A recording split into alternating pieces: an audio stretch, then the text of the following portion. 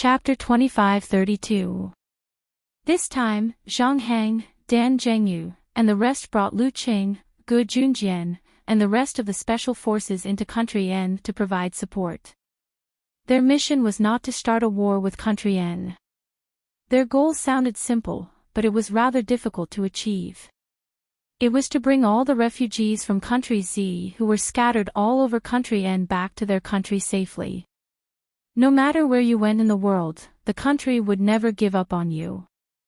Therefore, Zhang Hang, Dan Zhengyu, and the rest led the team and risked their lives to come to Country N. Of course, out of selfishness, they also wanted to bring back the bodies of their comrades who had unfortunately died in Country N back to their motherland. At present, there were hundreds of refugees from Country Z hiding in this hideout. Zhang Hang dared to take the risk of bringing Yun Jian and the rest into Country N because even if something unexpected happened, Yun Jian and the rest would definitely have the ability to protect themselves. However, this group of refugees was different. They were just ordinary people. If anything happened, they would definitely die. Moreover, with hundreds of people traveling together, it was very likely to attract attention. Therefore, Zhang Hang and the rest had been waiting for the opportunity to send this group of refugees back to their country. But now, Yun Jian suddenly stood up and told him that there was such an opportunity to send this group of refugees who had been innocently affected by the recent riot back to their country. This was great news for Zhang Hang and the rest. Just a moment ago, Zhang Hang was still bragging to everyone about Yun Jian's ability on the battlefield. At this moment, Zhang Hang had already jumped down the stairs and rushed to Yun Jian. He asked in surprise, "Really? Yun Jian, is the information you gave me accurate? What are the chances of success?" Yun Jian's words gave the refugees lying around a glimmer of hope for survival. However, just as a glimmer of hope ignited in everyone's hearts, Yun Jian suddenly said, 50%. After speaking, she emphasized again, "Only half of you here can leave Country N alive. When my people kill their way into Country N's borders, you must take advantage of the battle between the two sides to rush out of Country N's borders. Because if we win the battle, Country N will immediately send troops over. If you don't take advantage of the chaos and leave quickly, you will be killed on the spot by the Country N army coming from behind. By then, none of you will be able to escape." What he meant was that if they wanted to take advantage of this opportunity to leave N country, they had to rush out of N country while Yun Jian's men were fighting with N country's troops stationed at the border. If he was careless and got hit in a vital spot, then he could only blame himself for being careless. All the refugees and special forces, including Zhang Hang, who had their hopes rekindled, fell into silence again at her words. What Yun Jian was implying was that out of the hundreds of people present, only half of them could leave Country N alive if they chose to leave. A 50% survival rate. Why? Why did we have to encounter such a thing? I'm just going to Country N for a vacation. Why did something like this happen? Aren't you soldiers very powerful? It wasn't easy for us to survive until now, but you're telling us that only half of us can leave this place alive. I don't want to stay in this damned place anymore. You want to take us away. You're soldiers, you have to protect us unconditionally."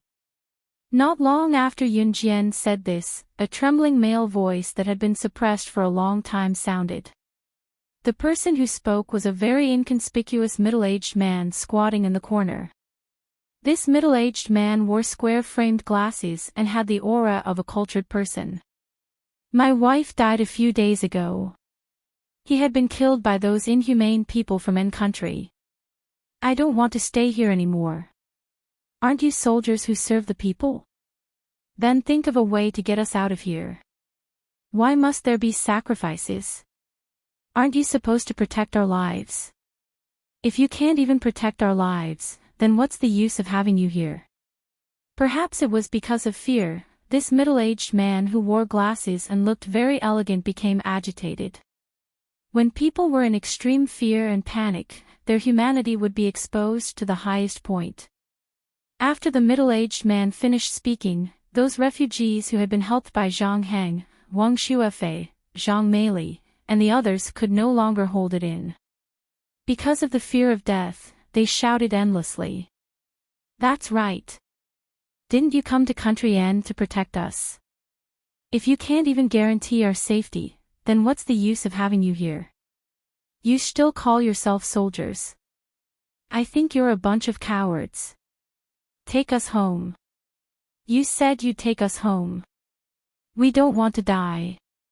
Why can't you soldiers rush in front of us to protect us? Chapter 25-33. Translator, Endless Fantasy Translation Editor, Endless Fantasy Translation, page 1/1. Only when one was forced into a helpless situation would the darkness of one's human nature erupt to the highest point. The reason why the people of N Nation killed Z Nation's citizens and raped women for no reason was because of the chaos in N Nation. There were two factions fighting for the throne, and the people of N Nation had nowhere to go. Without the restrictions of the country's laws, the immoral things that people could do were countless times more disgusting than one could imagine. Z Nation's laws were perfected, so robberies, murders, and rapes were greatly reduced. N Nation was now in a state of being without a ruler, let alone laws. In a society governed by law, there would still be rapes, robberies, and murders. Imagine what would happen in a country without laws and without restrictions. The middle-aged bespectacled man, who usually looked like a gentleman, but at this moment, he was showing off the ugliness of human nature to the extreme. Everyone present protested loudly. Bring us home safely. Bring us home safely. Bring us home safely.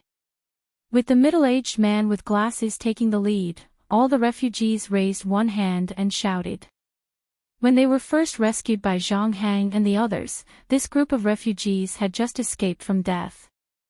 At that time, to this group of refugees, it was already very good to meet the people sent by the country to save them. That was already a blessing from the heavens. Because if they had not met Zhang Heng and the others sent by the country to protect them, they would have been killed by the people of N Nation like the others. The women were directly sent to hell after their bodies were ravaged. But as time passed, everyone was already dissatisfied. It had been so long, why was no one sending them back to their country? In the end, Yun Jian announced in front of everyone that she could send them back to their country. But the survival rate was only 50%. They did not want to die. After seeing their relatives and friends being killed by the people of N Nation and dying in various ways, their fear of death deepened. So, they did not want to die and could not die. Everyone, be quiet. We will protect you from behind and do our best to let each and every one of you leave N Nation safely. So please be quiet and wait for me to finish, okay? Zhang Heng saw that all the refugees who were sitting on the ground had stood up. They were so angry that they looked like they wanted to kill someone. He tried to calm himself down. But his fists were clenched involuntarily. Of course, he wanted to send everyone back to Z country safely. His responsibility was to bring everyone present back to Z country safely. However, every day they spent here meant that they were in greater danger than before.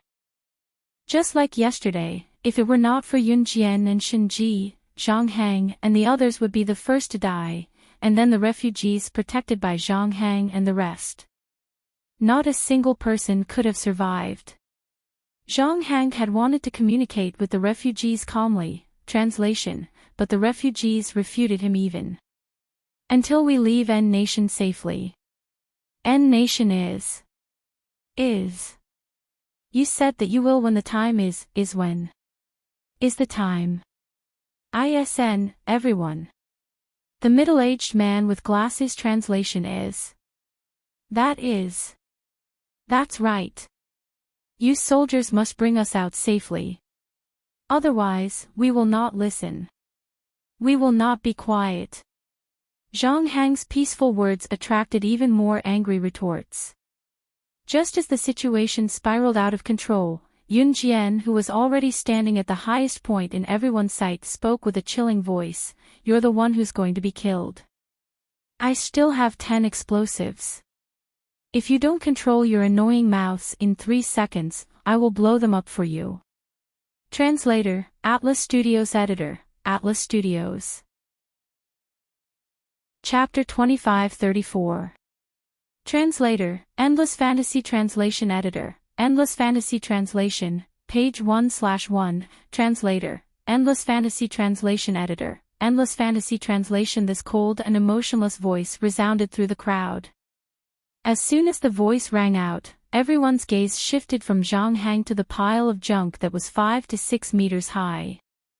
At some point in time, Yun Jian was already standing on the pile of junk that was 5 to 6 meters high with ease, with her back to the group. This pile of junk was 5 to 6 meters high. Just looking at it gave people a feeling that it was on the verge of collapsing. If a person were to stand on top of it, there was even a possibility of falling off the tall and unstable pile of junk at any time. However, Yun Jian, who was the center of attention, stood on top of the pile of junk like a feather. She was so steady that no one could find any flaws. As soon as these frightening words left her mouth, everyone saw that she was playing with a few explosives in her hands. She was toying with the explosives fearlessly, as if she could ignite them at any moment. Everyone was so scared that they trembled violently. In less than 3 seconds, the discontented refugees all shut their mouths. Zhang Hang, Dan Zhengyu, Lu Qing, the female military doctors, Wang Xuefei, Zhang Meili, and the others were all stunned by Yun Jian's intimidating aura. Just now, Zhang Hang had tried to persuade him with kind words, but it was useless. She was just a teenage girl, but she had single-handedly forced all the refugees to shut their mouths. "Captain, this little girl is really a talent. If we have the chance to return to our country, we must report this to our superiors." A Special Forces soldier standing next to Zhang Hang saw this and whispered in Zhang Hang's ear. Zhang Hang didn't reply, but he knew what was going on. This group of refugees finally quieted down completely. At this moment, Yun Jian suddenly threw the explosives in her hands onto the second floor. From the first floor, a hand suddenly reached out from the empty darkness next to the railing on the second floor. Shen Ji, who didn't live with the crowd, was already standing on the second floor. She caught the explosives that Yun Jian threw over. Seeing this, the group of refugees who had been unconvinced shut their mouths. Not a single person dared to utter a single word under such circumstances. "I'll say it right here. Whether you live or die, it has nothing to do with us. It's our responsibility to save you. But why should we defend you from the enemies again and again just to save you? If we save you, will you take care of us in our old age? If we save you, will you give your lives to us? If we save you, will you do anything for us?" Yun Jian suddenly said. When these words were said, the refugees standing on the flat ground were completely speechless. Yun Jian's lips suddenly curled into a red arc. Her indifferent and cold expression made the group of refugees panic for no reason. Just as the group of refugees fell silent, Yun Jian spoke again. This time, the group of refugees turned pale with fright.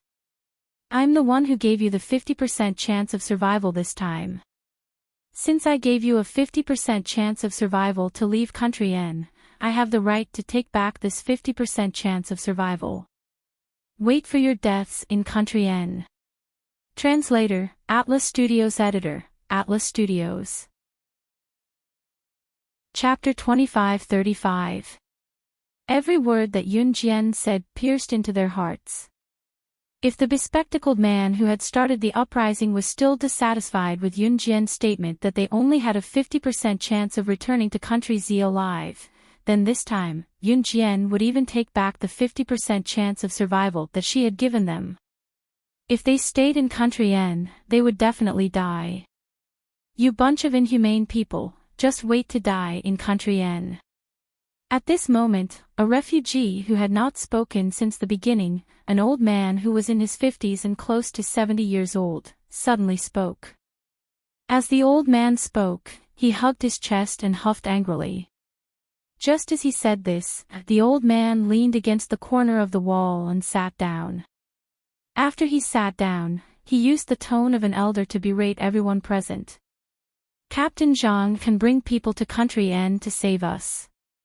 Don't tell me his own situation isn't dangerous now. Don't tell me his soldiers aren't in danger now. Why did they take such a risk to come to country N to save us? They could have just stayed in their own countries and not gotten involved in any danger. Are you their relatives or friends? Let me ask you, bunch of crazy people, has your conscience been eaten by dogs? Go to hell.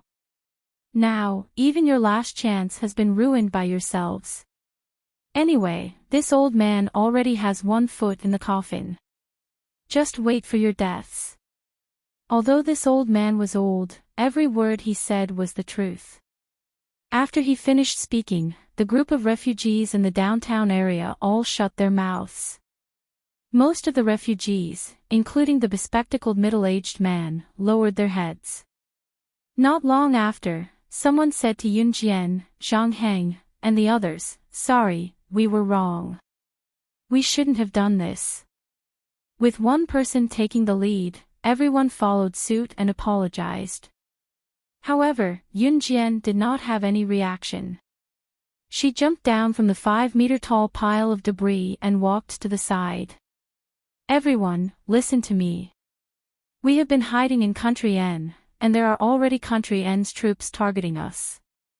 It's impossible for us to hide every time, and it's also impossible for us to win against Country N's troops every time. Because we only have so few people.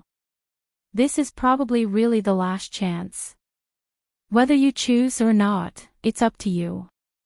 But here, I, Zhang, express that as soldiers, we will do our best to bring you back home." Zhang Heng waited for everyone to calm down before speaking. If it was said that Yun Jian and Zhang Heng's words had attracted the sarcasm of all the refugees, then at this moment, all the refugees were grateful. In the end, it was only when Gu Junjian stepped in that Yun Jian agreed to reveal the exact time of the battle between her people and the N people. When Yun Jian's men fought against the army at the border of N country, they had to send someone to kill the leader of the army directly to have a chance of winning. I'm the best at sneaking in and killing the leader of a place. After all, I used to be a spy. Let me do it. Zhang Heng said to a female Special Forces soldier beside him. However, when everyone heard the female Special Forces soldier's words and decided to let her try infiltrating the base, the female Special Forces soldier's voice suddenly rang out. Suddenly, everyone's vision blurred. They saw that Yun Jian was already dressed in a tight suit and tight pants. There was a pistol strapped to her thigh and 2 butterfly knives on both sides of her waist. It was the standard female Special Forces outfit. While everyone was stunned, she said something that made everyone present, including Zhang Heng, Zhang Meili, and all the refugees, stunned. Damn, no one is better at assassination than me. Calm. Wonderful Book House. Chapter 25-36. In the blink of an eye, Yun Jian had already changed into her outfit for the mission. This scene stunned everyone present. The next second, everyone regained their senses.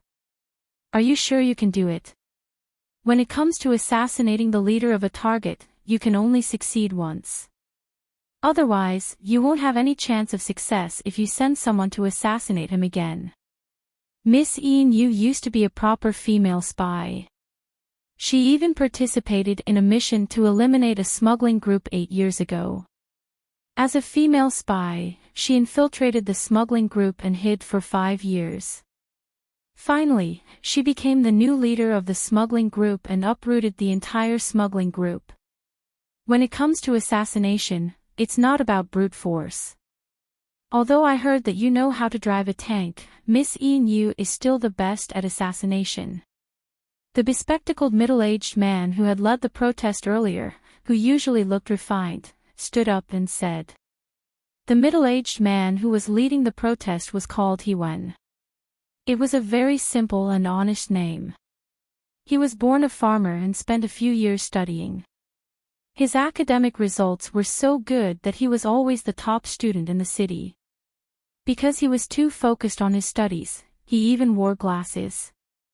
However, when he was in his second year of high school, something happened to his family and Hewen dropped out of school. After that, he wandered around in society and came to Country Inn to work. He used to be a genius in his studies. Without nurturing, he was no different from an ordinary person now. Now, in order to survive, he refuted Yunjian's words after hearing them. Yin was the female Special Forces soldier who used to be a spy. Her full name was Lu Yinyu. Lu Yinyu had been with the refugees since a few months ago. In Country Inn, where their lives were in danger and they didn't know if they would have a tomorrow, the refugees only knew to listen to Lu Yinyu and the others talk about how they used to be Special Forces soldiers. Everyone took turns telling stories to pass the time. Hewen had heard about Lu Yinyu's past as a female spy from a group of Special Forces soldiers, so he quickly spoke up. Actually, most of the refugees present apologized after hearing the old man's words because they were afraid that Yunjian wouldn't even give them the last chance to return to their country because of this. The assassination of the leader of the army guarding the border of Country Inn was to allow Yunjian's men to easily subdue the army. To put it bluntly, it was to create more chances for them to escape. Thus, Hewen, as well as all the refugees present, naturally hoped that the strongest among them would assassinate the other party's leader. That's right, let Miss Yinyu go. Miss Yinyu's strength is obvious to all. After Hewen finished speaking, someone immediately spoke up. I support Miss Yinyu. I support Miss Yinyu. The crowd became rowdy again. Yunjian ignored him this time. She bent down and picked out a dagger from the pile of weapons at the side. With the blade facing down, she held the hilt and walked out. She didn't explain, but she didn't follow the group's instructions either. Why don't we go together? Lu Yinyu was a very reasonable person. Seeing that the people around her refused to stop talking, she readied her weapon and jogged after Yunjian after saying what she had to say. Currently, in Country Zhizhe province, Longmen City, Qin Yiru was arranging her photo album. There was a pile of photo albums on the floor. Ding dong, the doorbell rang then. Qin Yiru glanced at the two fellows and her son.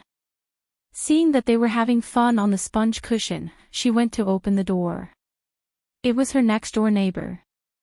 After chatting for a while, Qin Yiru came back. She happened to see the little girl babbling, Mama, Papa. The little girl was holding a family photo in her hand. The girl suddenly folded the photo and giggled.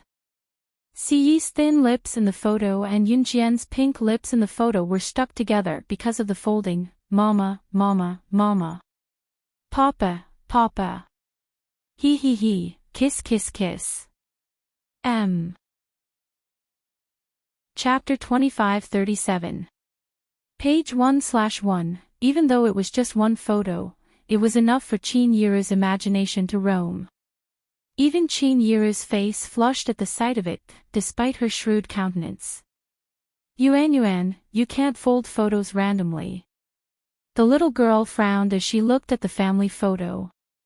Because the little girl folded the photo, Ce and Yunjian's lips kissed. She seemed to understand what this meant. Qin Yiru was afraid that these children would mature early, so she quickly walked over and tried to snatch the photo from the little girl's hands. Papa, Mama, Papa. Mama, Papa. Papa. Ya. The little girl frowned. Her two small hands, which were as small as a mature adult's finger, grabbed the photo tightly and refused to let go. Papa was the word for mother-in-law, which was not pronounced properly. She was calling Chin Yiru. The little girl seemed to want to express something. Since the little girl's hands were small and tender, Chin Yiru did not dare to use too much force. Hence, she was unable to pull the photo out of the little girl's hands. She gave up helplessly. Fortunately, there were no sensible children or adults around. Otherwise, she would have been embarrassed to death. Kiss kiss, kiss kiss. The little girl was having a lot of fun folding the photo. In the end, sleepiness overwhelmed her. When the little girl fell asleep, she hugged the photo that was folded to show Si Yi's thin lips kissing Yunjian's red lips and fell asleep. Chin Yiru took this opportunity to gently take the photo out of the little girl's hands. Then, she put it together with the stack of photos on the ground and hid it. When the little boy saw Chin Yiru leave, he looked left and right. Suddenly, he crawled in front of the little girl and lowered his head. He imitated the way Si Yi usually kissed Yunjian. He kissed the little girl's forehead and giggled again. Back at the scene in N country, the group planned to break through the N country's border troops. Yunjian, wait for me. Let's plan how to sneak in and assassinate him. Lu Yinue caught up with Yunjian and asked. When Lu Yinue said this, her voice was extremely soft. The people in the vicinity were all from N Nation. During the riot, the N Nation's treatment of the Z Nation's people could not be described with the word reckless. If the two of them were discovered, they could even predict what would happen to them. She would become the plaything of tens of thousands of men. Her body and mind would be destroyed, and she would die. The army's camp is just ahead. Wait for me outside and don't come in. Yunjian only left Lu Yinue with this sentence and walked forward. Hey, you! Hearing this, Lu Yinue walked over and grabbed Yunjian's arm. It's too dangerous for you to go alone. Let's go together. Yunjian blinked. She wanted to refuse, but after thinking about it, she said, the military camp stationed here is very large. It can be divided into the East and West military camps. The head of the military camp is in the East military camp. If you want to think of a way to attract most of the people from the East and West military camps to the West military camp. 10 minutes will do. After saying this, Yunjian did not wait for Lu Yinue's reply and left in a flash. The technology in N country was not advanced, and there were no cameras in the military camp. It was already very impressive to have a camera here. Yunjian had already found the head of the military camp. It was a huge open space. There were countless stars in the sky. In this open space, there were many naked women and girls lying on the ground. Moan. Why aren't you moaning? B*TCH. Move your hips. F*CK. This was simply a scene of promiscuity. Countless N Nation people were riding on top of the women and girls who were obviously captured from Z Nation. They were doing extremely disgusting things. One of the Yan Nation people rammed into the motionless body of a woman whose mouth was full of blood. The woman did not make a sound. The Yan Nation person pulled out a knife and stabbed the woman who had no desire to live to death.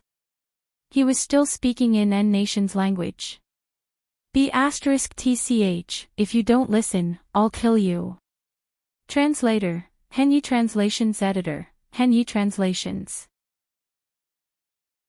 Chapter 2538. Translator, Endless Fantasy Translation Editor, Endless Fantasy Translation Translator, Endless Fantasy Translation Editor, Endless Fantasy Translation. There was no despair, only more despair. The group of women at the scene were all motionless. They had lost all hope in life.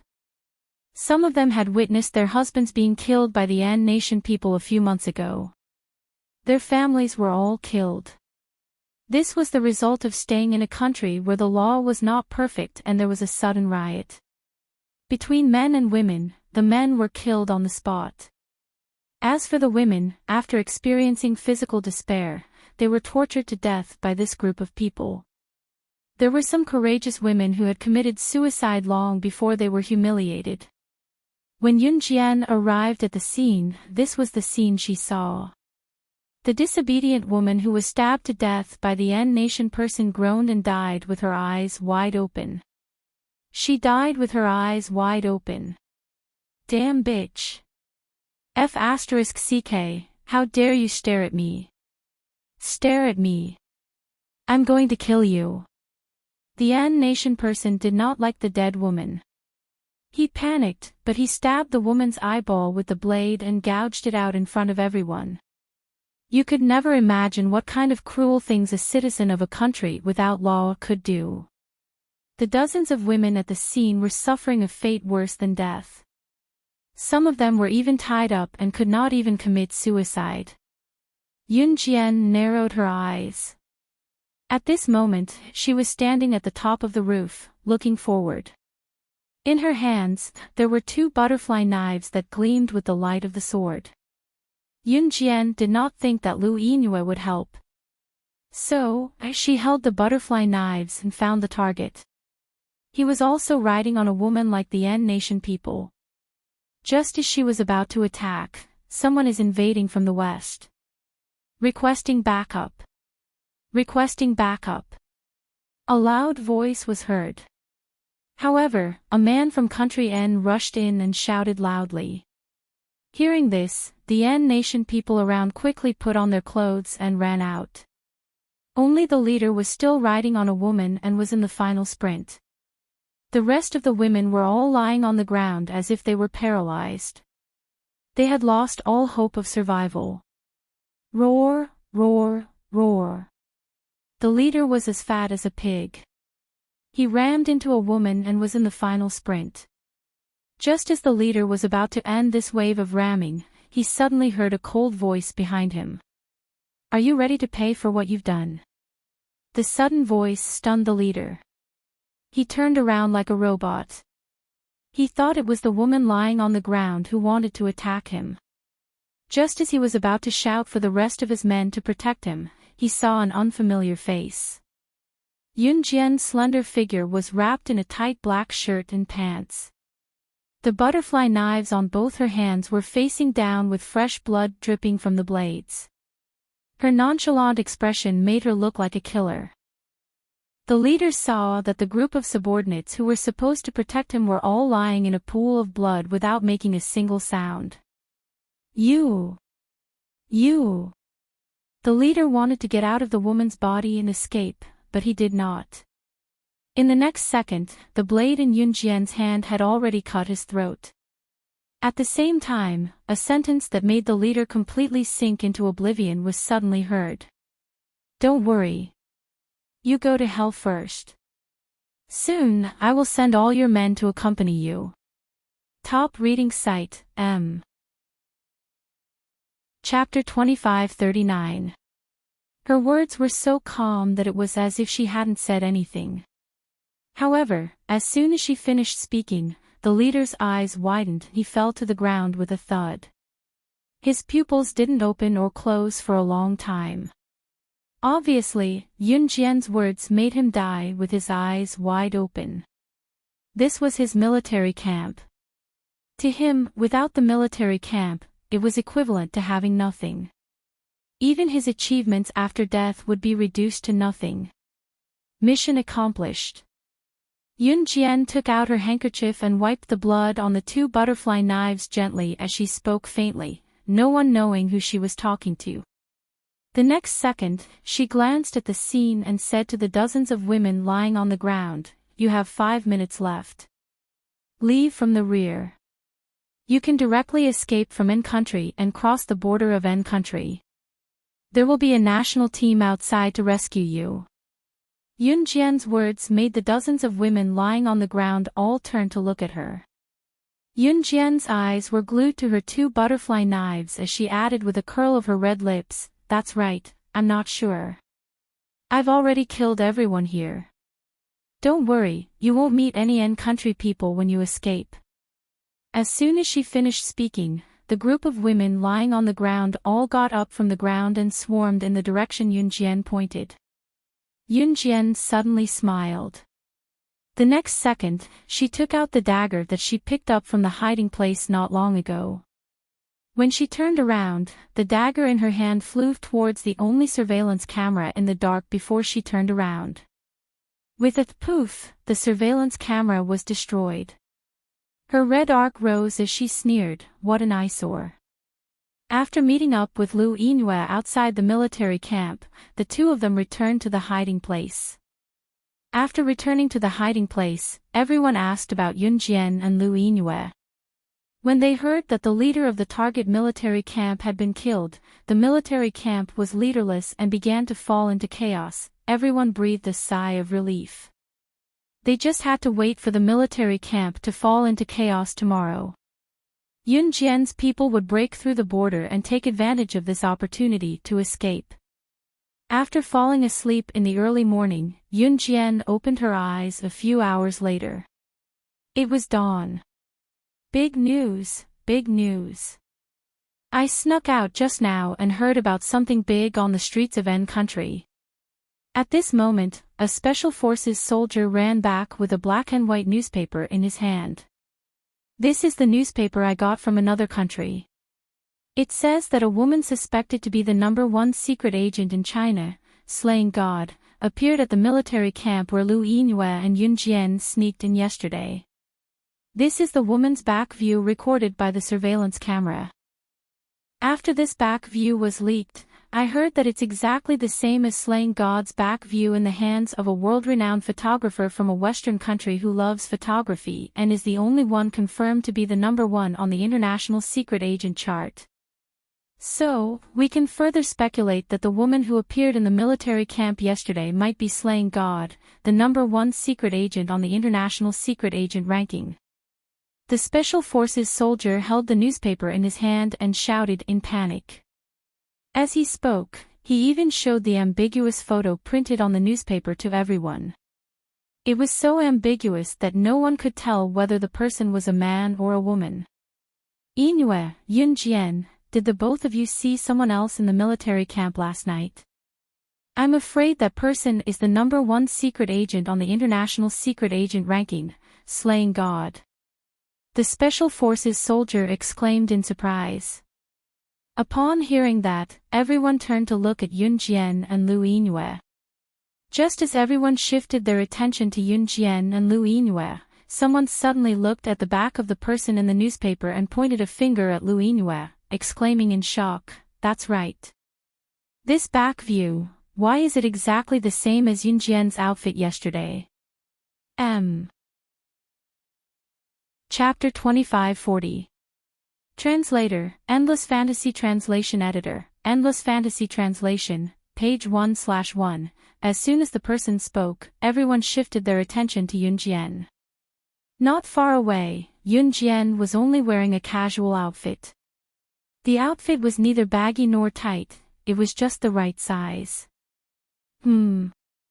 Yunjian hummed softly in response when she saw that everyone's attention was on her.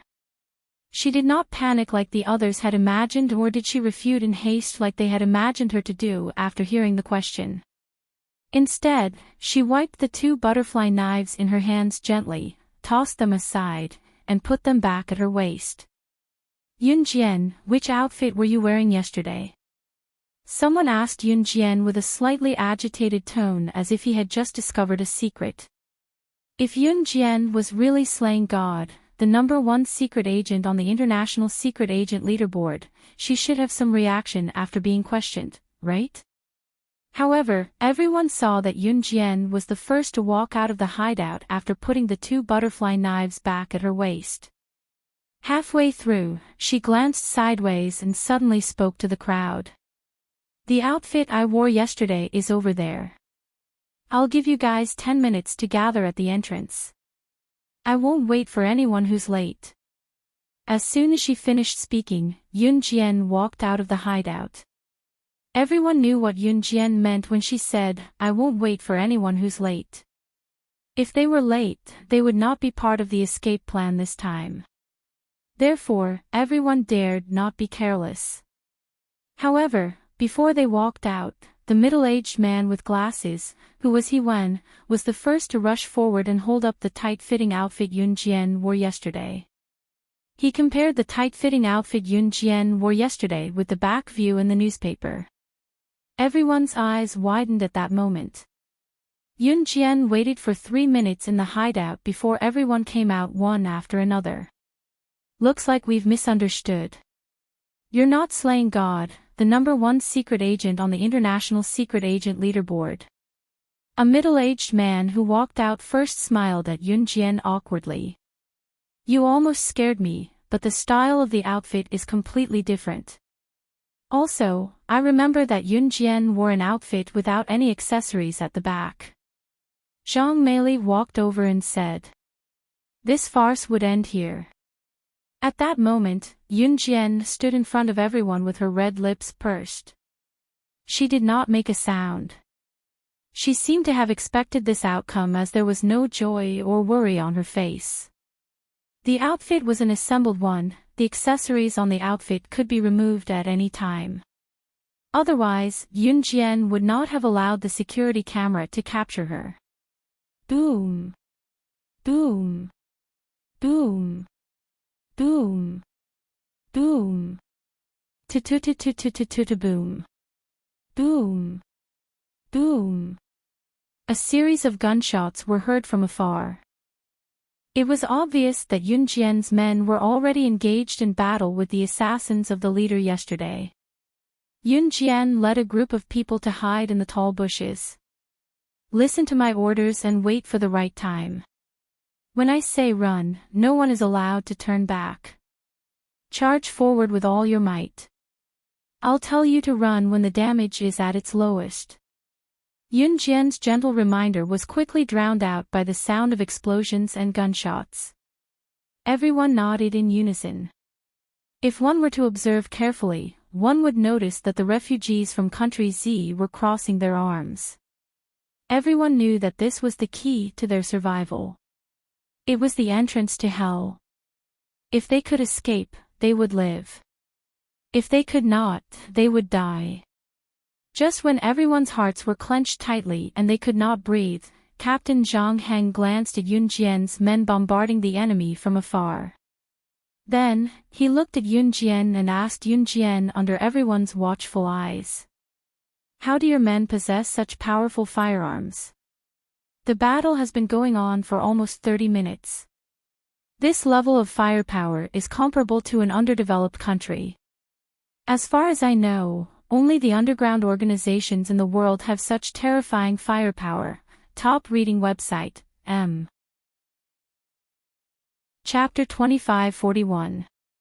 There was nothing wrong with Zhang Heng's words. Some small countries that were not developed, or even dependent on other countries, could not even produce such firearms. Talents were also needed for the production of firearms. Some countries did not even have such talents. They could not produce all kinds of firearms and ammunition in their own country, so they had to buy them from other countries. How could such a country be powerful? On the other hand, Yun Jian's people had so many firearms. This was not something an ordinary person could have. Have you heard of a saying? Yun Jian did not answer Zhang Heng directly. She said. What saying?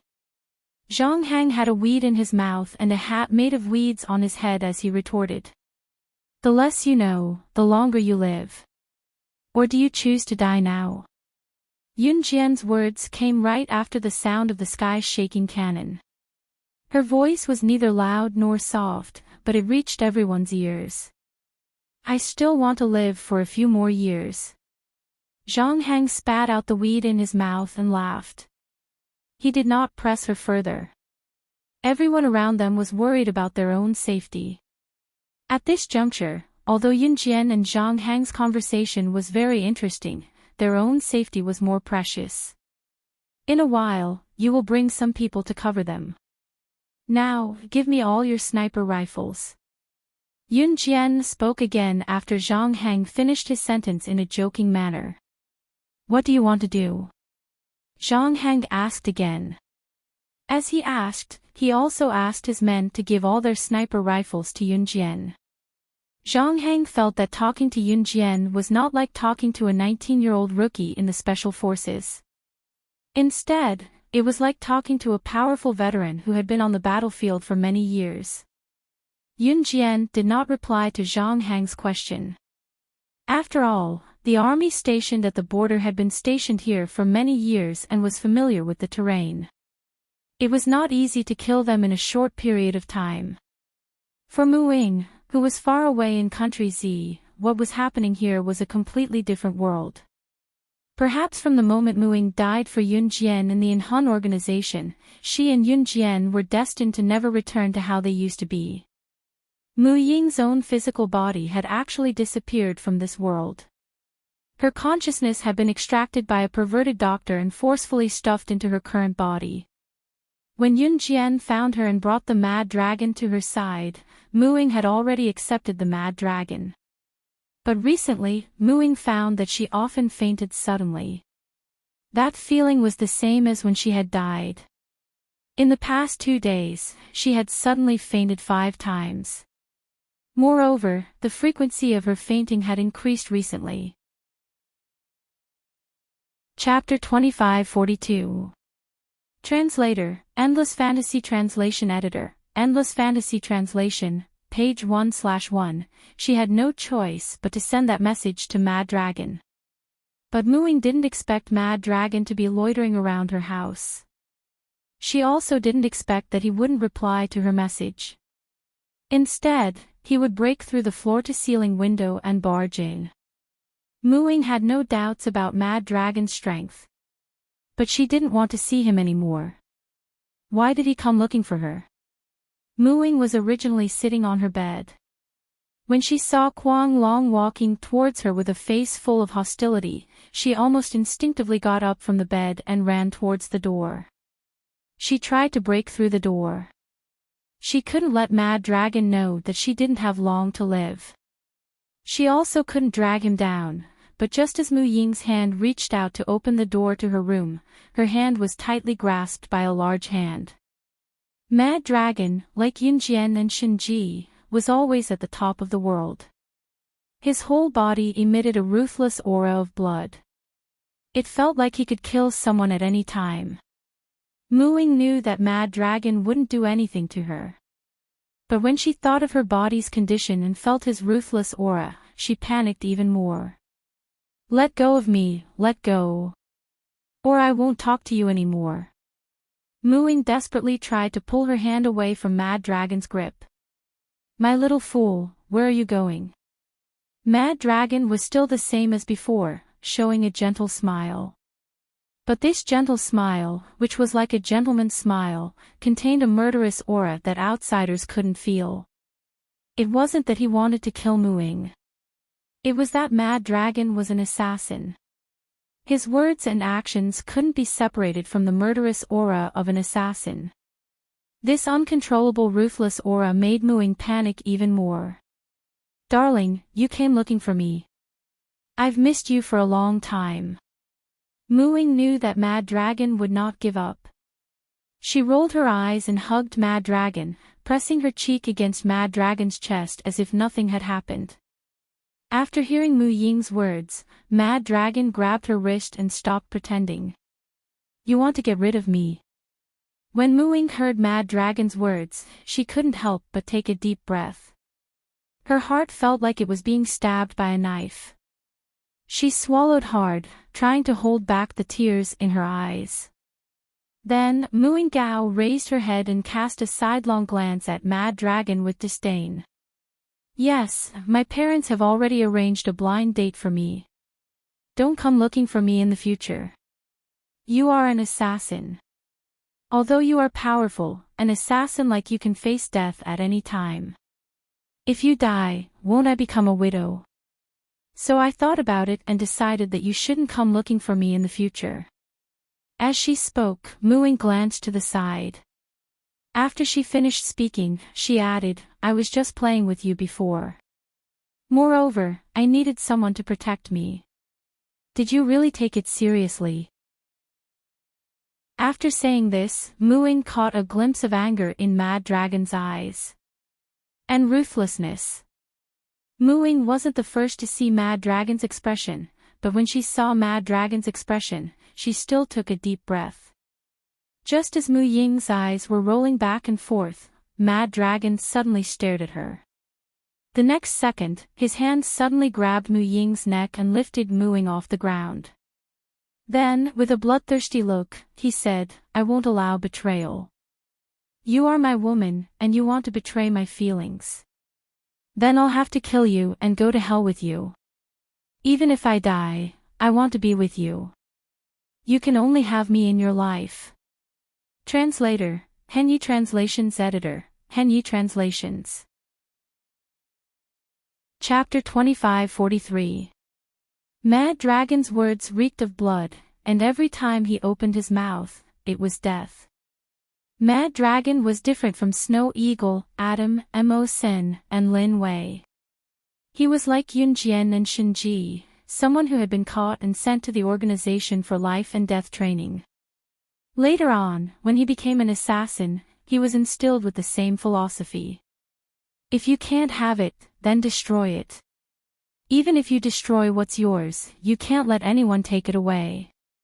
As for Mooing, Mad Dragon knew that she was very special. She was so special that he wanted to keep her in his arms and not let her leave his side. When they were dating, Mad Dragon would sneak to Mu Ying's balcony at night to watch her when it was quiet. If it wasn't for the fact that he didn't want to scare Mooing, Mad Dragon would have kept Mooing within his reach and not let anyone touch her. Today, Mad Dragon didn't go on an assassination mission. When he asked to see Mooing, he was rejected by Mooing several times, so he lingered around Mu Ying's house. When he saw the text message Mooing sent him, Mad Dragon was on the verge of breaking down. Therefore, he didn't even think about it. He didn't even have the patience to open the floor-to-ceiling window. He used his brute body to directly rush in from the outside. After hearing Mu Ying's words, Mad Dragon couldn't accept it. He couldn't accept that the woman he loved was with another man. If there was such a day, he would definitely kill her before it happened, and he would follow her to the afterlife. Cough, cough, cough, cough. Mu Ying's neck was choked by Mad Dragon. She coughed violently, her cheeks red. This scene reminded Mad Dragon of the ignorant little girl he had met in the Enhun organization. Mu Ying was completely different from when she was in Enhun, because Mu Ying's body was already dead. But to Mad Dragon, no matter what Mu Ying had become, he would still love her from the bottom of his heart. He still remembered that when he first joined Enhun, he was bullied by a group of boys who were considered strong among the children. At that time, Mad Dragon was covered in wounds, but he didn't utter a single word of pain. He had already given up on survival. It was a rainy day. In the cement field, he was beaten until his whole body was covered in wounds. He fell into the cement ditch and had already given up on living. "Why are you lying here? You'll catch a cold. Get up." At that time, Mu Ying was still young, but she was very sensible and obedient. When she saw Mad Dragon lying in the cement ditch, she rushed out to help Mad Dragon up. At that time, Mad Dragon was beaten up because the group of children wanted to steal his food and he refused. When Mu Ying heard that he hadn't eaten for 3 days, she ran back to give him her dinner, a little bit of millet porridge. That was the first time Mad Dragon felt the warmth of another person. From then on, Mad Dragon swore that he would grow up and become strong enough to protect her. But Mu Ying still died. From then on, Mad Dragon was completely useless and became a killing machine. He began to kill endlessly. Until he met Mu Ying again. It could be said that to Mad Dragon, Mu Ying was his spiritual support. Without her, his existence had no meaning. So when he heard that Mu Ying was going to leave him, Mad Dragon completely lost control. Mad Dragon only let go of Mu Ying when she was about to pass out. He blinked his sharp eyes fiercely. In the next second, he threw Mu Ying onto the bed and pressed himself on top of her, since you've chosen to die, I'll let you experience what it's like to be a woman before you die. Calm. Wonderful Book House. Chapter 2544. Translator, Endless Fantasy Translation Editor, Endless Fantasy Translation Translator, Endless Fantasy Translation Editor, Endless Fantasy Translation Translator, Endless Fantasy Translation Editor, Endless Fantasy Translation. Mad Dragon's bloodthirsty and sinister voice sounded, as if he would turn into a vampire and bite off her neck if the person under him showed any signs of resistance. Mooing was thrown onto the bed by Mad Dragon. Her hands, which were struggling slightly, stopped struggling after hearing Mad Dragon's words. She was about to die anyway. If he could get some peace of mind by taking her body, she would give it to him. At the border of N country, near the battlefield, Yun Jian and a group of people were still hiding there. At this moment, everyone was focused on the battlefield in front of them. Everyone knew that this time, it would be the key that would determine their life and death. Once Yun Jian gave the order, they would run away without looking back. At this moment, they were waiting for the right opportunity. Captain Zhang, are you ready? Yun Jian squatted in the grass and glanced at Zhang Heng from the corner of her eye as she asked softly. My men and I are always ready. After I send them safely away from the border, I will rush back with my men. Yun Jian, sorry for the trouble. Zhang Heng replied to Yun Jian. Yun Jian smiled when she heard this. When the people around them heard the conversation between Yun Jian and Zhang Heng, they already had a hunch that Yun Jian was about to give the order to run. Sure enough, in less than 3 minutes, a melodious female voice suddenly rang out, "Run!" Everyone ran in the direction they had agreed on earlier, afraid that they would lose their lives if they were too slow. The army of N country stationed at the border was almost wiped out by Yun Jian's men. But even so, there were still about 100 people. Seeing a group of refugees from Z country trying to escape, the group of N country people carried their guns and tried to stop them. Everything went according to Yun Jian's plan. When the number of N country people stationed here was the lowest, the refugees ran towards the border. In less than 3 minutes, N country's reinforcements arrived at the scene. At this time, the refugees were still not completely out of danger. Use the cannons. Blast them to death.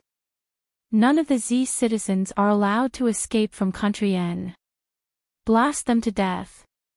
Seeing that most of the N nation troops stationed here had been wiped out, the leader of the reinforcements who had rushed over roared furiously. Following that, more than 10 cannons were deployed in a formation. There was only 1 minute left. In just 1 minute, the refugees from Z country who had escaped from the danger zone would be free. The reinforcements from country N who had rushed over were unable to catch up with the hundreds of refugees who were about to escape from country N. However, if more than 10 cannons were to bombard them simultaneously, the refugees would still die. Oh no! Everyone, run! Run! Don't look back. Zhang Heng had already realized that something was wrong. With more than a dozen cannons firing at the same time, even if Yun Jian was there, she wouldn't be able to buy them the last minute to escape. Because she, Yun Jian, was all alone. No matter how fast one could use a sniper rifle and aim accurately, the sniper rifle still needed to be reloaded. After sniping the more than 10 N nation people who were operating the cannons, there would still be more people to fill in. Unless Yun Jian had 3 heads and 6 arms, or a machine gun that could fire hundreds of bullets in succession, the refugees would all die on the spot. It was over. Other than the refugees, the special forces who were covering the rear all realized that this was a hopeless situation. However, they still followed the plan that they had previously agreed on. Not a single one of them fled at the last minute for their own sake. It was a pity that they didn't have the time to return to the embrace of their motherland and say goodbye to their family and friends, just as all the special forces and the female military doctor, Zhang Meili, Wang Xuefei, and the others who were hiding in the mountains a few hundred meters away from here and didn't leave Country N with them all thought so. More than 10 N Nation people had already stepped forward, intending to operate the cannons to give the refugees and the special forces who were covering them the final blow. Tut tut tut tut tut tut. Just as everyone realized that it was hopeless, a series of sniper gunshots rang out one after another. The moment the gunshots rang out, the N Nation people who were about to step forward to open fire were killed one after another. Everyone suddenly widened their eyes in horror. One had to know that Yun Jian was only holding a sniper rifle. A sniper rifle could only shoot in bursts and couldn't fire bullets in succession. However, the bullets fired from the sniper rifle were like a machine gun's continuous firing. Just as everyone turned their heads to look in surprise as they ran, they saw Yun Jian in the distance holding more than 10 sniper rifles that she had taken from Zhang Hang. She didn't even focus on the sniper spot. She carried both sniper rifles with both hands and killed the N Nation people who were about to step forward to open fire with one shot. Every lift and shot was accurate. After firing a few rounds of the sniper rifle, she picked up the other one. Her movements were so fast that there were no flaws. She used the sniper rifle's bursts to unleash the continuous firing of a machine gun. Who else in this world could do that? She was probably the best person in the world to use a gun. Top reading website, M. Chapter 2545. Translator, Endless Fantasy Translation Editor, Endless Fantasy Translation, page 1/1, Run. Run. You'll be safe once you're out of Country N. You can go home. Go back to your country. Run. Zhang Hang turned his head as he ran. His face was filled with joy when he saw this scene. In order to encourage the refugees to retreat as quickly as possible, he shouted in the smoke-filled battlefield. His voice was so loud that it almost broke his throat. However, Zhang Hang's face was filled with joy. They had safely sent the refugees out of Country N's borders.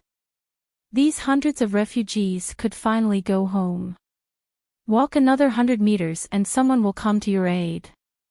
The people of Country N aren't stupid enough to chase us out of their own borders. Goodbye. After Zhang Hang said this to the refugees, he raised the rifle in his hand and turned to the Special Forces soldiers standing beside him. Brothers, it's time to charge over with me. He told Zhang Hang and the others that the refugees were the most worried. The refugees didn't have the ability to protect themselves. This was equivalent to giving Zhang Hang and the others someone to worry about. Now, there was no one behind them that they needed to protect. This meant that they could go all out. They would let the people of Country N witness the strength of the Special Forces of Country Z. Charge. Charge, let's fight it out with those bastards of Country N. Wang Xuefei, Zhang Meili, and the other female military doctors weren't arranged to return to their country. They were currently on a mountain and observing the scene. They had taken in Yun Jian's awe-inspiring performance just now. Other than being shocked, Wang Xuefei, Zhang Xueli, and the rest of the girls were also astounded. Yun Jian was actually so adept at using a sniper rifle like a machine gun. She even saved the refugees, Zhang Hang, and the others all by herself. After they recovered from their shock, Zhang Hang and the other Special Forces soldiers had already rushed back. The reinforcements from Country N were greatly weakened and gave up the chase. After Zhang Hang met up with Zhang Meili, Wang Xuefei, and the others, Yun Jian easily carried over a dozen sniper rifles that she had borrowed from Zhang Hang. Your guns. Yun Jian threw a dozen sniper rifles on the ground and said indifferently. At this time, Zhang Meili couldn't help but ask Yun Jian, didn't you say that there's a 50% chance of survival if we escape with them? This time, neither our men nor their men were sacrificed. Could it be that your previous estimate was? The survival rate is too high. They don't have any awareness of danger, so maybe they don't even have a 50% chance of survival. Yun Jian only raised her red arc and said. With that, she turned around and glanced at Zhang Hang and the others. Thank you for your guns. The quality of the guns still needs to be improved, but they're still suitable for use. If it was a normal person, after borrowing Zhang Hang's things and returning them with a word of thanks, they would definitely be grateful. But who would have thought that Yun Jian would say that the quality of Zhang Hang's guns could be improved after thanking them? What a strange and mysterious girl. Zhang Hang shook his head and was slightly stunned. Then, he remembered that Yun Jian's men hadn't entered Country N yet. Yun Jian, where are your men? Why haven't I seen them enter Country N? Zhang Hang asked hurriedly. They've already gone to the final battlefield. Yun Jian stopped in her tracks and said indifferently. After sending off this batch of refugees, there was still the last batch of refugees. The habitat of that batch of refugees was the place where Yu Xiaoluo had lost his life. That was where the real Country N troops were heavily guarding. After breaking through them and rescuing the last batch of refugees from Country Z who were still alive, this mission would be considered complete. But at the same time, breaking through there was more than 20 times more difficult than sending off this batch of refugees today.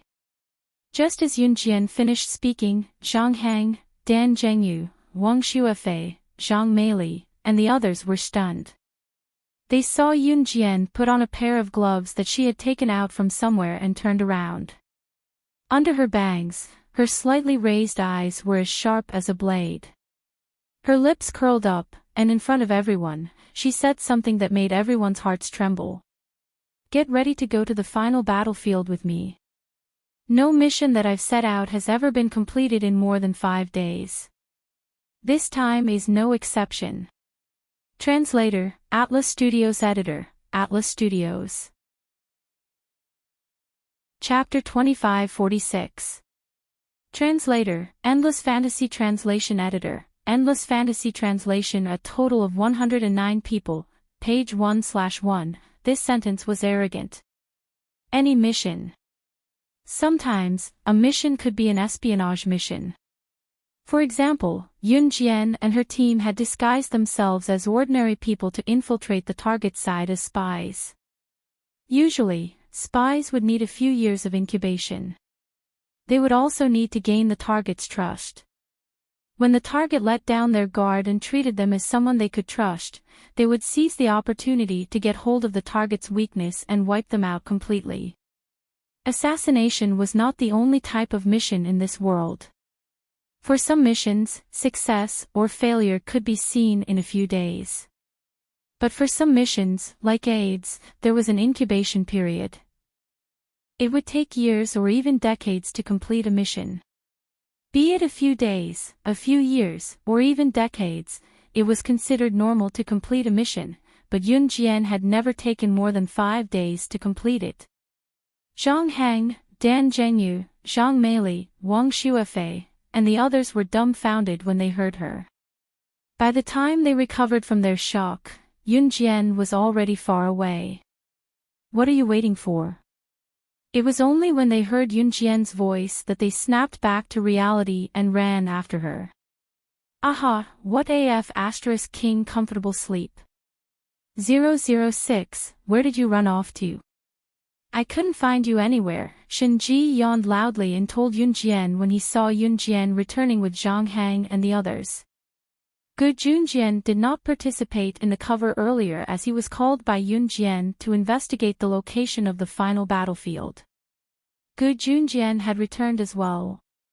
Seeing Yun Jian, Gu Junjian hurried over and said, Xiao Jian, your men have gone ahead. Let's go together, Yun Jian said with a nonchalant gaze as she pushed Shen Ji who was still yawning away. In the end, they came to the final battlefield. There were 10,000 Country Z refugees trapped there. More than 1,000 Special Forces soldiers disguised as ordinary people had been sent to rescue them. Yu Xiaoluo was reported to have been killed there. Now, Gu Junjian and his men were unable to contact more than 10,000 refugees from Z country who were trapped there, as well as more than 1,000 special forces soldiers who were sent to rescue them. The battlefield is right in front of us. It said that the enemy has 30,000 people. This is the information we got from the last exchange with the people trapped inside. Take a look. Zhang Hang took out a draft map and handed it to Yun Jian and the others. Zhang Hang and his men didn't know how many people Yun Jian had, nor did they know how good their weapons were. There were only a few dozen of them here. It was definitely unrealistic for them to rescue more than 10,000 people and fight against more than 30,000 people from N country. Now, it was time to see how many people Yun Jian had. The sketch that Zhang Hang gave him depicted the current situation with simple gestures. To put it simply, the refugees and the special forces were trapped in several rows of empty buildings. On the outside, they were surrounded by country N's 30,000 troops. Fortunately, the 30,000 people from N country were ordinary people and not soldiers. Most of the weapons in their hands were iron rods, wooden sticks, and occasionally firearms. However, they were definitely not as good as the special forces soldiers who had undergone formal training. Therefore, the 30,000 people from N country had surrounded the 10,000 refugees from Z country and more than 1,000 special forces soldiers in a large circle. Yun Jian, how many people do you have? Zhang Hang asked an important question at this time. From the scene of the battle at the border just now, Yun Jian should have at least 10,000 people. Otherwise, she definitely wouldn't have such a powerful ability. Although he didn't know how Yun Jian summoned these people, now was not the time to think about it. However, just as Zhang Hang asked this question and everyone thought that Yun Jian would count her people by the tens of thousands, she said something in front of everyone that made everyone speechless. No more, no less, a total of 109 people. Translator, Atlas Studios Editor, Atlas Studios. Chapter 2547.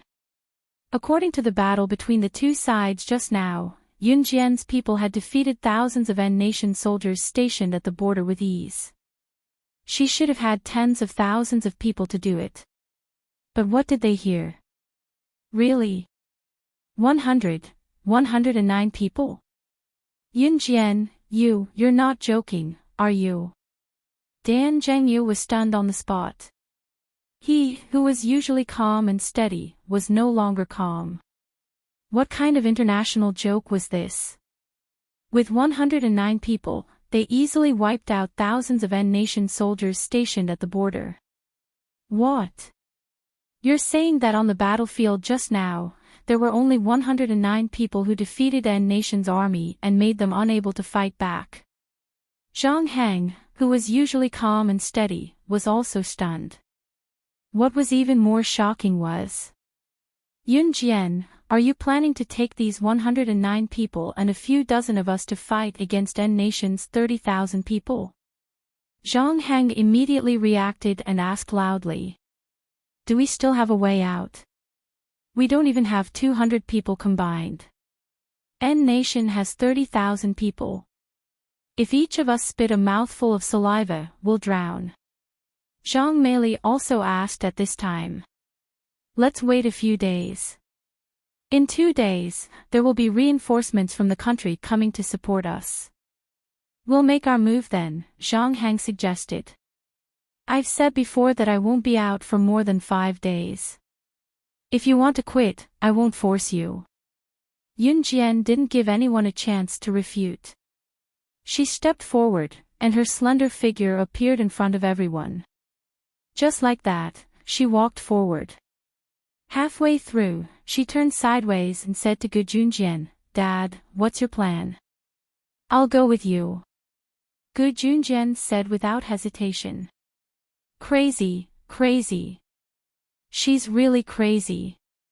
Even if she was willful a few times before, that's fine. But now, she wants to fight against 30,000 people with only 100 people.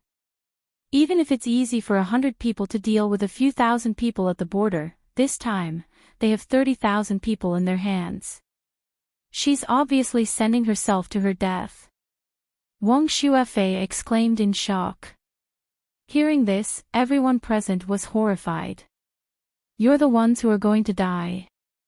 Shenji couldn't help but retort when she heard Wang Shuefei's words. With that, Shenji didn't wait for Wang Shuefei's reply. She walked over to Yunjian. 006, this is the feeling I want. I have killed countless people in my life, but I have never saved anyone. Today, for you, I will help you save people. With that, Shenji paused. Just as everyone was moved by Shenji's touching words, a voice suddenly rang out. Shenji suddenly spoke to Yunjian again. After today, I will use my own strength to personally kill you. That way, I will be the most powerful person in the world. Ha ha ha. Hearing this, everyone was stunned. Among the 30,000 people gathered from N Nation, there were also N Nation soldiers.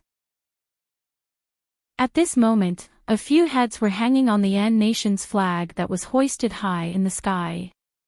That was the head of the Z Nation. Among the 30,000 people from N Nation, there was one person who was the leader. The leader wiped his teeth and said to his subordinates, "Take those heads and let them stand over there and kick them around like footballs. I want to see if those special forces soldiers still won't come out after being humiliated like this." At this moment, with a bang sound, a string of bullets suddenly flew by and directly pierced the head of the leader. Headshot. Calm. Wonderful book house. I really want to have a taste of the women of the Kosha mercenaries. N country was in chaos. The two sides were at war. At this time, the country was already torn apart. For the N people, the Kosha mercenaries were not even able to protect themselves now. It was uncertain whether they could survive until tomorrow. So when they heard Yunjian's words, everyone was stunned. She was pretending. More than 10,000 Z people and more than 1,000 special forces were surrounded in rows of abandoned buildings by N country's 30,000 people. A scout who went to investigate nearby and found Yunjian quickly came back and reported the news to the leader of the more than 1,000 special forces. What? Only one person. And it's a woman. 2 days ago, our female special forces were sent out, and they were all humiliated to death like that. This time, I will definitely not let our Z people suffer the slightest bit of persecution. Brothers, follow me. When the leader heard the news, he was sitting on the ground with his eyes closed. At this moment, he stood up from the ground with a whoosh, set up a rifle and walked out. Translator, Atlas Studios Editor, Atlas Studios. Chapter 2549. The scout was too far away and did not hear what Yunjian said clearly. However, he saw with his own eyes how Yunjian fired her sniper rifle and blew up the heads of 30,000 enemy soldiers. Captain, please wait a minute. If we go out now, what will happen to these 10,000 refugees? Every corner is guarded by the N Nation people. If we bring people out, what if the N Nation people take the opportunity to attack? Seeing that the captain was about to leave, the scout pulled him back and said with a bitter face. His words made the captain stop in his tracks. Yes, he could not joke around with the lives of these 10,000 refugees. Behind him were more than 10,000 refugees who needed to be protected. With a bang, the captain punched the wall and lowered his head in pain. Do I have to watch my fellow countrymen who came to rescue us be humiliated to death again? You saw how Comrade Lu Xiaohong died back then. Those bastards, they actually, the team leader couldn't bring himself to say the rest of the words. The special forces also knew how to feel heartache. They were people of flesh and blood. They were not emotionless machines. And Captain Lu and the rest. At this point, the captain had already grabbed his head and slowly squatted on the ground. When the others heard the captain's words, they did not say anything else. For the past few days, their people had been guarding nearby. Once the An Nation people made a move, they would defend and prevent them from entering the temporary safe zone. However, there was no source of food. Therefore, the captain had to send people to secretly transport the food in. Comrade Lu Xiaohong, Captain Lu, and the rest were caught by the An Nation people when they were secretly transporting food. Captain Lu and the rest were beheaded on the spot. Only their heads were hung high on the An Nation flag. As a female comrade, Lu Xiaohong was gang-raped to death by thousands of An Nation men. It was a great humiliation. As for Yu Xiaoluo, he was caught and beheaded when he was secretly transporting food with Captain Lu and the rest. That was all the news that the captain had heard. Captain, we will leave some people here to defend. Team 1 will go out to rescue them. How about that? Seeing the captain's pained expression, the special forces beside him did not feel good either. At this moment, a special forces soldier suggested. Okay. The team leader grabbed the rifle and stood up. Just as the team leader was about to lead them out, one of the refugees who had heard the news, an elderly woman walked over to stop him. Captain Fan, you can't just leave us here. Captain is only saving people. He won't abandon you. The Special Forces soldier who was standing beside Captain Fan just now replied. But, what if the people from N Nation rush in again? The old woman led a group of people and refused to give way. Captain Fan, I beg you. Don't go. Hearing the old woman's words, the group of refugees all knelt down in front of Captain Fan. In the face of life, what was dignity? No one ever cared. When people are in desperate straits, there are many selfish people. This is not rare. What was truly rare was a person who stood up and spoke for the sake of others in a desperate situation. Country Z, Mu Ying's house. Mad Dragon pinched Mu Ying's chin with one hand and quickly unbuckled his belt with the other. When he saw that Mu Ying was silent, his anger dissipated instantly. The next moment, he suddenly hugged Mu Ying, who was lying silently on the bed, and begged Mu Ying in the most belittling tone he had ever used in his life. Ying, my silly girl, what's wrong with you? What happened, can you tell me? Let's solve it together. As long as you don't leave me. I will do anything you want. If you don't like my profession, then I will quit the assassin circle. If you don't like me, I can change. Just don't leave me. Calm. Wonderful Book House. Chapter 2550. Translator, Endless Fantasy Translation Editor, Endless Fantasy Translation Translator, Endless Fantasy Translation Editor, Endless Fantasy Translation. Mad Dragon's love for Mu Ying could be as cold as fire, or as low as dust. When he heard that Mu Ying wanted to leave him, his first instinct was to not let go. He did not want to force Mu Ying, but because of love. When you love someone to the extreme, you will go crazy. And Mad Dragon happened to be this kind of person. As long as he could keep Mu Ying from leaving him, he would do anything, give up anything. Mad Dragon was an unpredictable person to begin with. Mu Ying could feel that Mad Dragon did not want to kill her. She knew that ever since he stepped into the assassin circle, he had never been merciful to anyone. No one had ever managed to survive for more than 3 minutes after angering him. But towards Mu Ying, he endured it again and again. Mu Ying's tears flowed down, she suddenly stood up and hugged Mad Dragon, tears flowed down her face, she could not help but say, I'm sorry. I might die, I don't want to hurt you, I don't want to make you suffer, Mu Ying said all the words in her heart in one breath.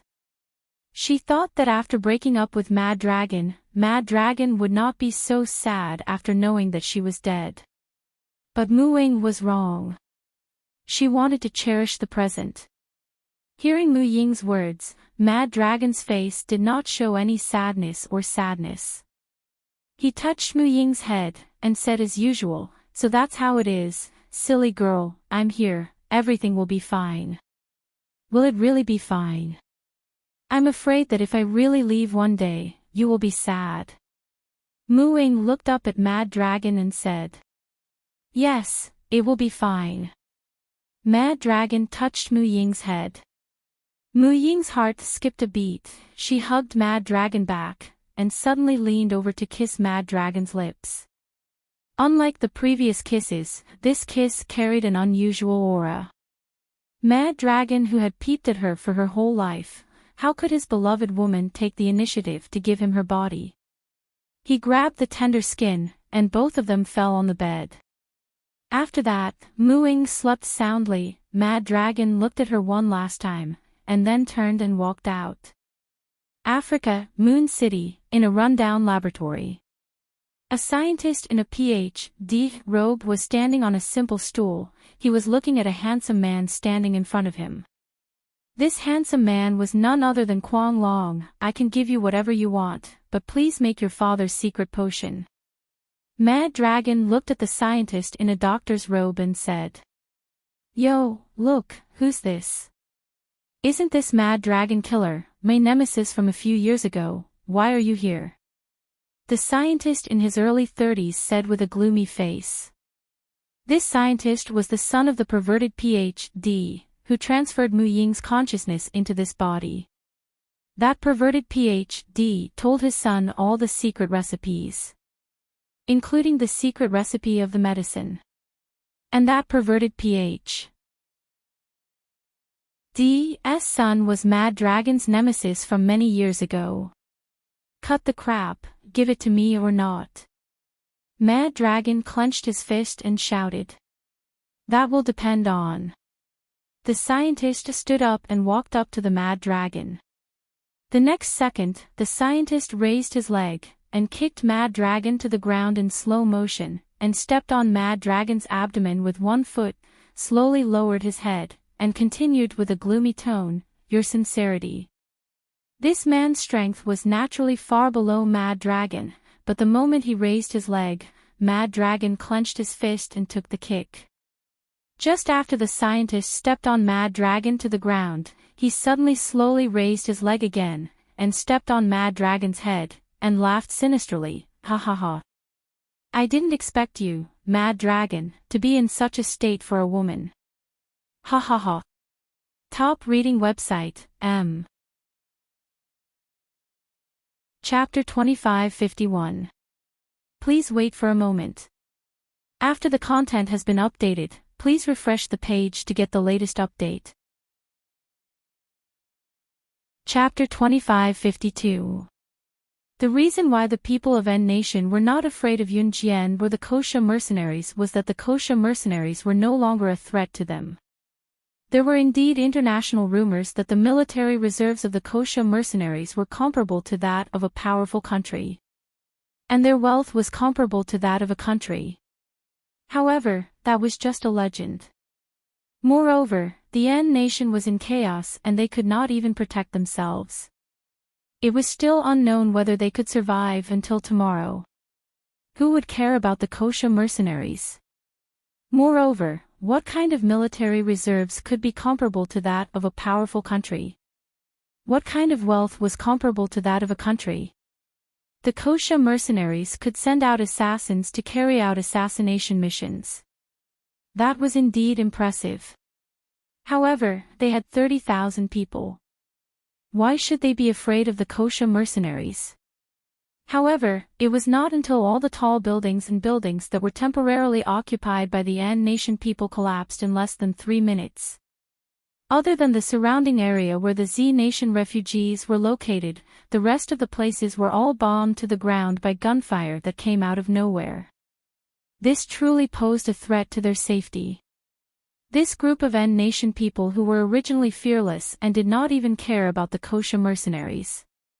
Now, they were completely flustered. You. Kalamantan pointed at Yun Jian with a trembling finger. His face looked as if he had eaten dog poop. Really, really.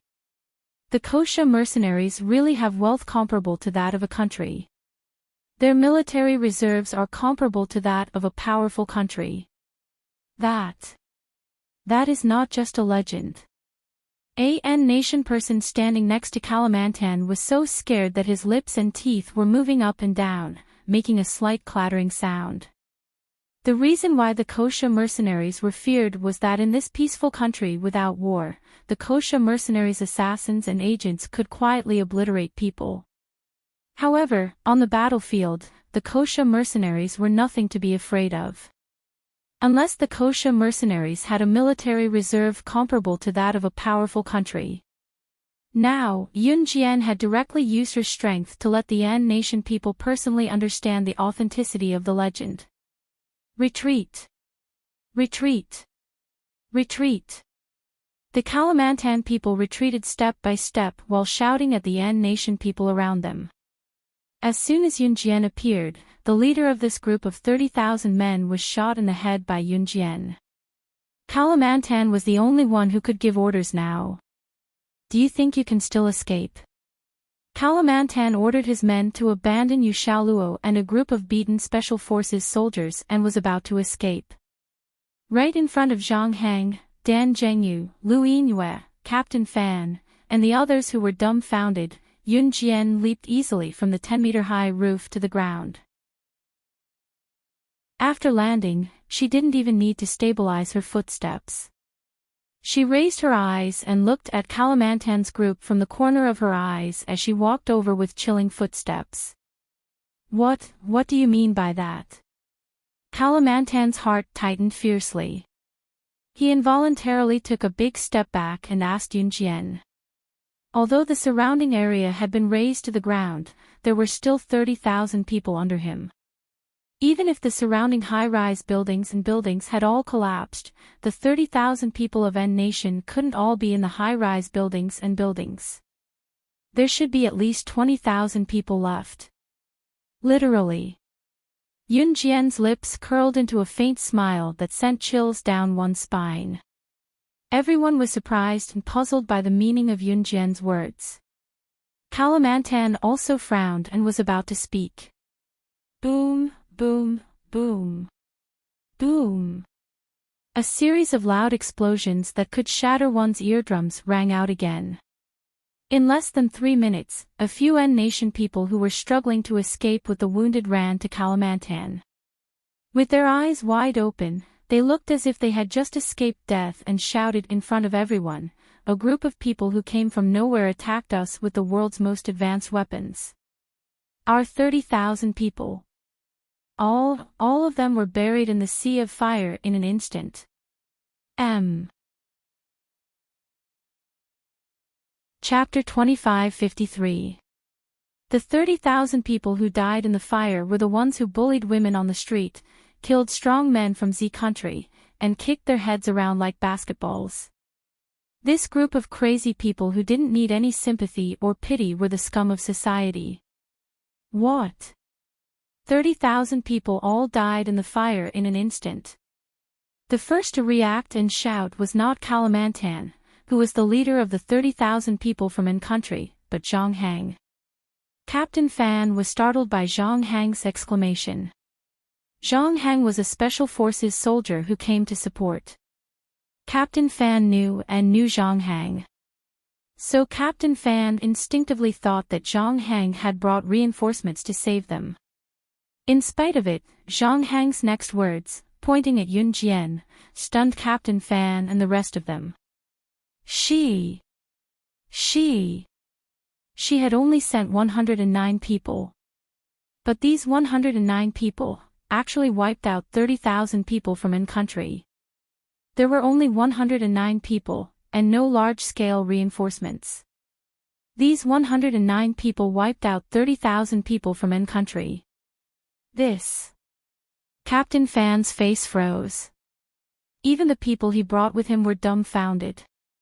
100 people against 30,000 people, and a total victory. This was simply 1 against 300. Was this even something a human could do? Who the hell is she? She's so powerful. One of Captain Fan's men looked at Yun Jian and sighed. But before Captain Fan, Zhang Heng, and the others could react, a large group of people suddenly surrounded them.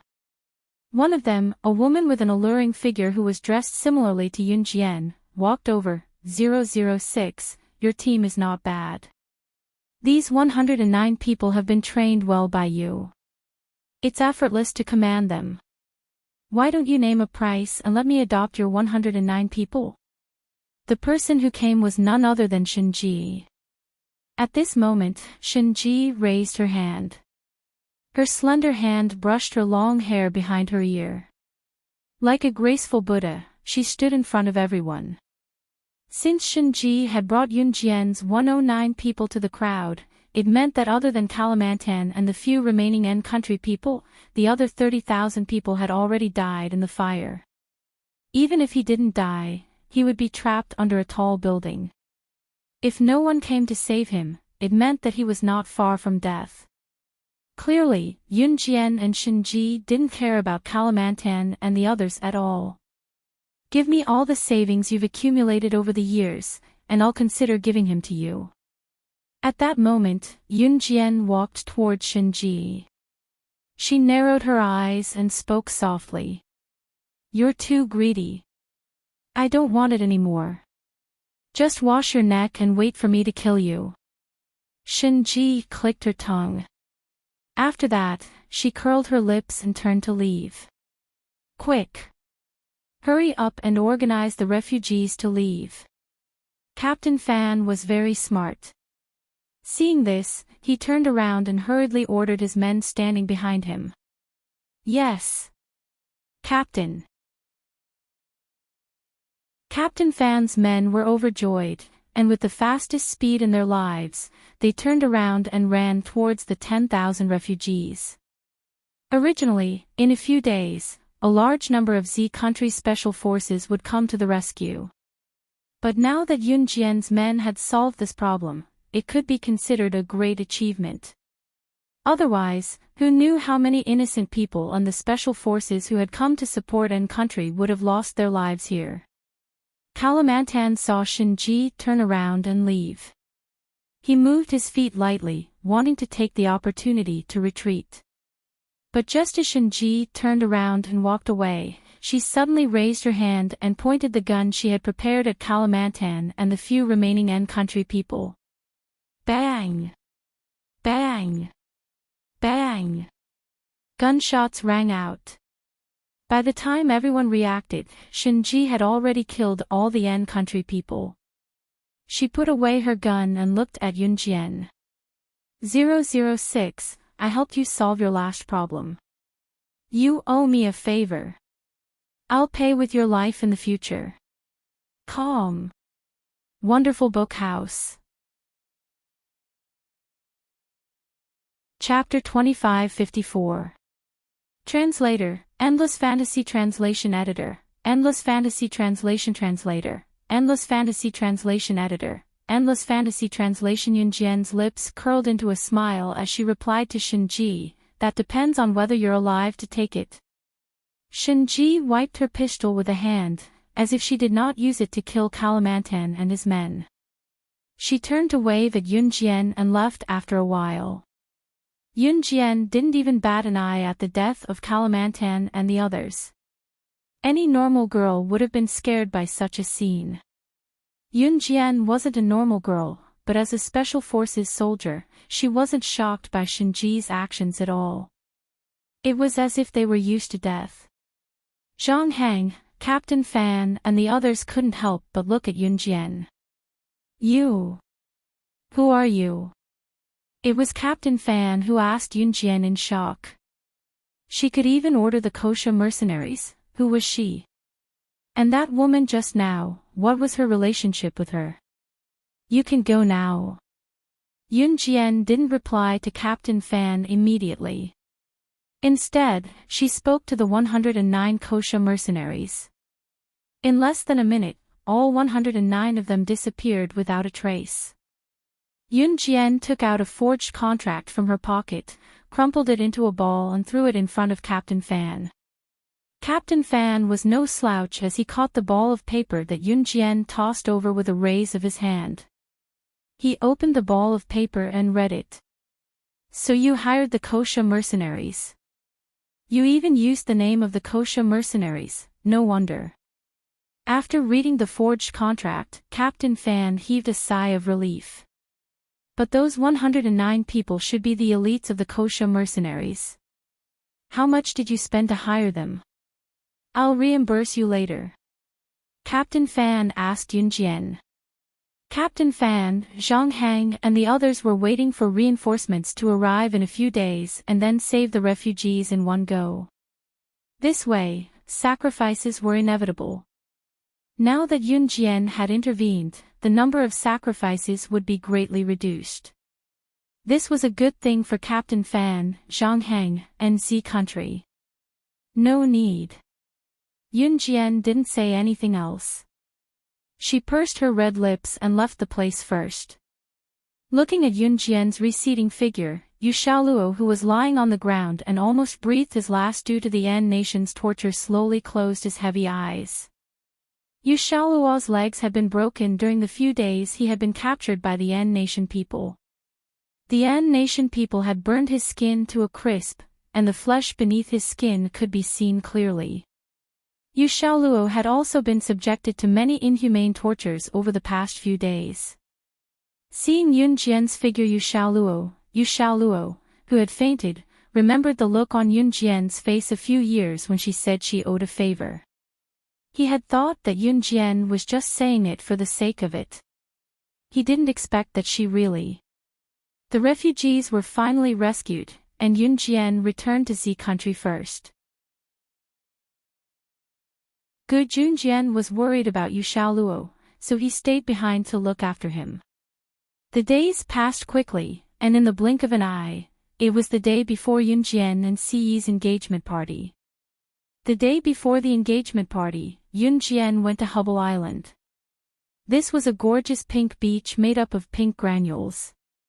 Ce hadn't arrived yet, but the little girl and the little girl were already dressed in formal clothes. They looked very happy as they rolled around on the pink beach. From afar, Yun Jian saw Zhou Yiran running to the little girl who was rolling on the ground and handing her a flower. Translator, Atlas Studios Editor, Atlas Studios. Chapter 2555. He plucked that flower during art class last week. He's been treating it like a treasure these past few days. He won't even let me, his mother, touch it. He actually gave it to your little girl. It's too hurtful. Lan Su had unknowingly walked to Yun Jian's side. She shook her head and looked at Zhou Yiran in the distance with a heartbroken expression. Although Zhou Yiran was only 4 years old, he had already gone to kindergarten early.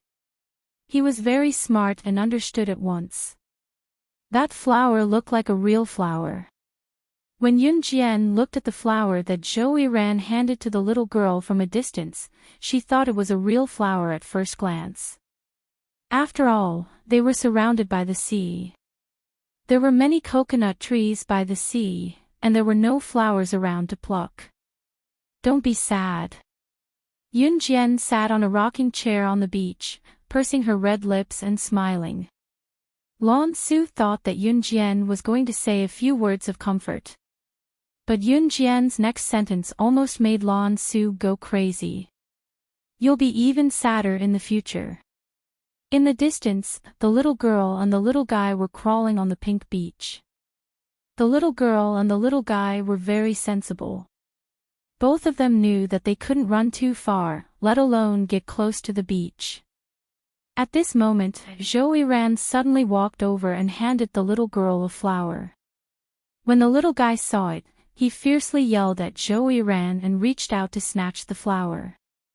Taking advantage of his height and age, Zhou Yiran reached out and pushed the little fellow to the side. Then, he squatted down and took the little girl's hand. He gently placed the flower he had made into the little girl's hand. It's for you. Zhou Yiran opened his mouth clearly. Yeah. The little girl widened her eyes. Those eyes that seemed to be able to speak seemed to ask Zhou Ran, "Is this really for me?" Even if the little girl couldn't speak now.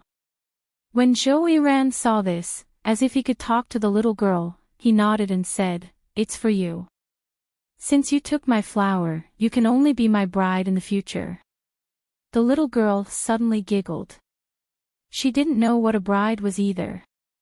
She grabbed the flower and played with it happily. She didn't know that someone had already reserved her life with a flower. Ya. Chi. The little fellow was piled up by Zhou Ran. Like a dead tortoise, he lay on the beach with his belly facing up. He didn't get up for a long time. He gritted his teeth and looked at Zhou Ran with a fierce expression. When Yun Jian saw this from afar, she pursed her lips slightly with a blissful expression.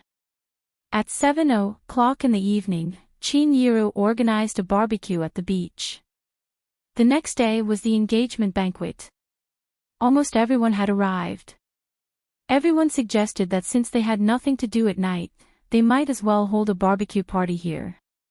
Everyone was outside at this moment. Yun Jian saw that the little girl and the little fellow were being watched. She turned around and went back to the house, intending to take a bath. Ce was supposed to arrive in the wee hours of the morning. After returning to the rented seaside villa, Yun Jian reaches out to turn on the light in the living room. Suddenly, a slender large palm pressed down on her small hand. Another large palm came from behind Yun Jian and covered Yun Jian's mouth. The person who appeared out of nowhere pulled Yun Jian to the living room table and pushed Yun Jian onto the table that could be entered at any time. The person covered Yun Jian's mouth and pressed down on Yun Jian with a force that even Yun Jian could not resist, before leaning into her ear. The moment the familiar voice rang, Yun Jian felt her legs in a miniskirt being pressed down by the familiar figure in the dark villa living room and slowly parted. Xiao Jian. M. Chapter 2556. Translator, Endless Fantasy Translation Editor, Endless Fantasy Translation, page 1/1, Translator, Endless Fantasy Translation Editor, Endless Fantasy Translation CE suddenly appeared and pinned Yun Jian on the big table in the middle of the living room of the seaside villa. A child's voice came from outside the house, which sounded like the sound of a drum in Yun Jian's ears. Mama Papa, Mama Papa. Brother, Mama Papa. Ayayaya. The childish voice of a child rang out. After all, she was the one who gave birth to the child. Needless to say, Yun Jian could tell that the childish voice with poor pronunciation came from the little girl's mouth. You said that your parents are in the house. Doesn't your father only arrive here in the wee hours of the morning? Following the little girl's babbling voice, a voice that was just as immature, but with an adult's accent, rang out. It was Zhou Ran who left the crowd with the little girl and ran out. Ayayaya. Mama Papa. Brother, Mama Papa. The little girl was easily carried by Zhou Ran and held by Zhou Ran's little fingers. Her other hand, which was so small that it was only half the size of Zhou Ran's, pointed at the door and pouted, as if she was certain that her parents were inside. All right, I'll take you to see them. Seeing that the little girl was still holding the flowers he gave her, Zhou Ran was helpless. He carried the little girl's small body and opened the door of the villa with his other hand. Zhou Ran had just opened the door of the villa with the little girl in his arms when he saw the center of the big living room of the seaside villa. The moment he opened the door and turned on the light switch, the two children saw, the tablecloth on the long dining table in the middle of the living room was in a mess, as if it had just been robbed. There was a floor-to-ceiling window in the distance, from which one could see the boundless sea, but someone had used a remote control to draw the curtains. Mama! Mama! Papa! Papa! Ha ha ha! The little girl suddenly clapped her hands. Zhou Ran himself was still young. He was only 4 years old. When the little girl clapped her hands, her body swayed. He almost couldn't hold the little girl steady, but in the end, he still comforted the little girl. There seems to be someone behind the curtains. Let's go over and take a look. Zhou Yiran comforted the little girl and carried her over. It had to be said that Zhou Yiran's perception was very sensitive. He carried the little girl and walked step by step towards the curtains in front of the floor-to-ceiling windows. Walking to the curtains of the floor-to-ceiling windows, he reached out with his free hand and pulled the curtains open. At this moment, 2 shadows flashed past the floor-to-ceiling window in front of them, creak, creak. Outside the window, 2 coconut trees were swaying in the wind. The 2 shadows that resembled humans turned out to be an illusion caused by the collision of the trunks of 2 coconut trees. Zhou Yiran put down the curtains and carried the little girl out. The barbecue should be done. Let's go out and eat. Your parents shouldn't be at home. Ah. Papa, Mama, Yaya. Yaya. The little girl was unconvinced and called out again. The 4-year-old Zhou Yiran reached out and rubbed the little girl's head. His face was clearly young, but it was slightly serious and steady as he said, "Wifey, be good." "Yeah." It was as mysterious as a mystery.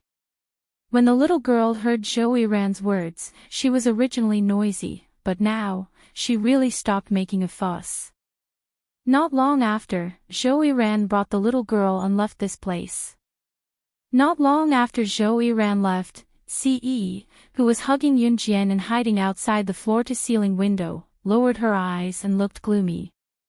Yunjian pursed her red lips and chuckled softly. On the beach, Adam, who had picked up a mutton skewer and was about to eat, suddenly received a text message from Ce. There was only one simple and crude sentence in the text message: after attending the engagement party, immediately take your son and scram to the Amazon. You're not allowed to come back before the new year. Top reading website, M. Chapter 2557. When Adam saw this message, he spat out the mutton skewer in his mouth onto the ground. He wiped his mouth and eyes, and looked at the message from the young master. 3 seconds later, Adam cried out innocently, "What's wrong with me now?" Zhou Yiran. "Come out, you stinking brat. Look at what you've done this time."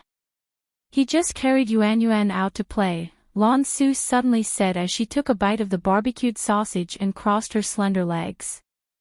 Once Adam heard that his idiotic son had gone out to play with Ce's darling again, it was obvious that something serious must have happened. Adam slapped his hand on his head, looking helpless for the first time. "Dang dang, your son is just like you, peeing on Tiger's head every day." Shuang suddenly hooked his arm around Adam's shoulder and affectionately called him by his new nickname. Shui Ying's new nickname for Adam was Dang Dang, in return for the nickname Wang Air that Adam used to call him.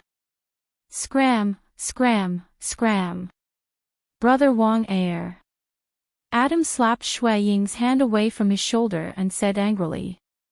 However, everyone knew that Adam's fierce tone was purely a joke with Shui Ying. Ha ha ha. When Shui Ying heard Adam's words, a joyful smile appeared on his handsome face. However, the deep scar on his neck looked a little sinister. In the end, Yunjian took a quick shower and came out of the room with Ce. "Papa." When she saw Ce, the little girl rushed over. Zhou Yiran couldn't hold the little girl in the end. He was afraid that she would fall, so he squatted down and put the little girl down on a clean beach. As soon as the little girl landed, she crawled over to Ce like a little loach. Normal children usually started learning to walk at the age of 1. The little girl were only 6 months old, so Ce didn't let them learn to walk early for fear that they would fall.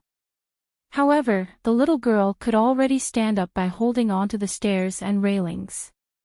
The little girl could also stand up by holding onto objects if someone helped her. However, she still crawled normally. Furthermore, the speed at which it crawled was extremely fast. Ce bent down and picked up the little girl before Yunjian could. Mama! The little girl looked up at Yunjian in Ce's arms. When Yunjian heard this, she pursed her red lips and walked over. The little girl held Yunjian's hand and bent down to hold Ce's hand. And then placed Yunjian's hand in Ce's large hand. He he. He he he. When the little girl saw this scene, she happily clapped her hands and shouted. Of course, the little girl couldn't hold Yunjian's and Ce's hands by herself. Of course, Yunjian and Ce doted on the little girl and would naturally do as the little girl asked.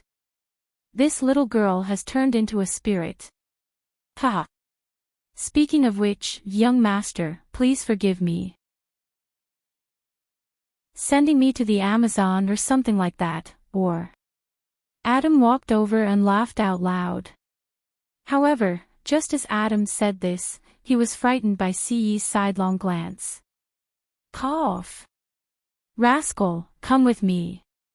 Young master, I'll definitely teach this rascal a lesson when we get back. Adam walked over and grabbed Joey ran. Then, he left as if he was escaping. Only then did Ce's deep brows slightly relax. As soon as he turned around, the little girl used her completely powerless hand to hold on to Ce's head. Then, she used her other hand to hold on to Yunjian's head. She even shouted happily. Papa! Mama! Kiss kiss! Kiss kiss!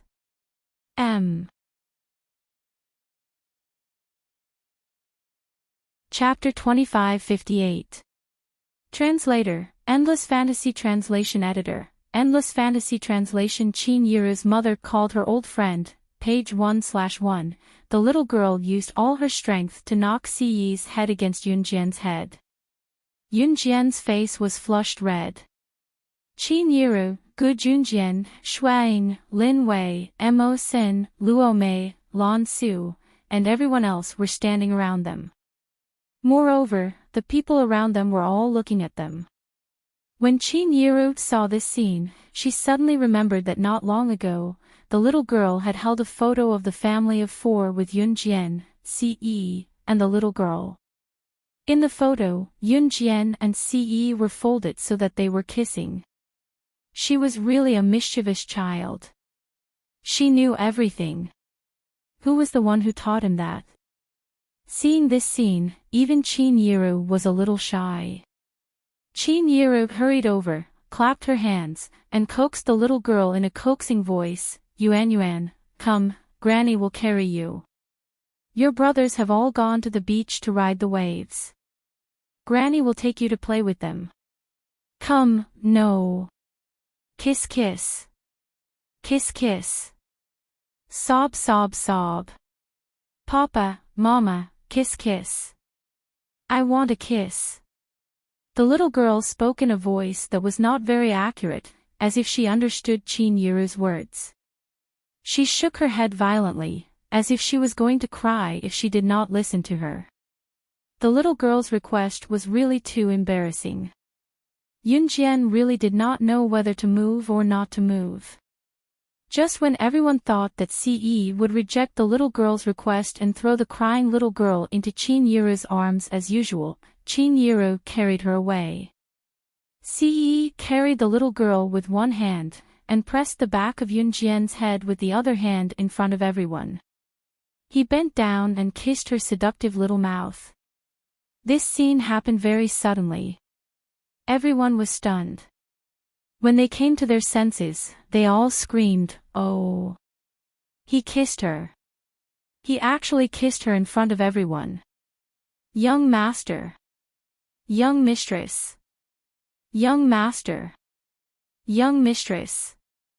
Adam led the crowd. Just as he shouted this, Lan Su hit him on the head. Go home and kneel on the washboard if you want to create more atmosphere. This was indeed effective, as Adam quickly shut his mouth. After being kissed by Yunjian, the next minute felt like a century. Her face was flushed red, and her cheeks were a little soft. Until C released hers on her lips were her translation. Her until her was her translation, her until her was translation. Translation. Is. At 11 at a translation at around 11 at translation at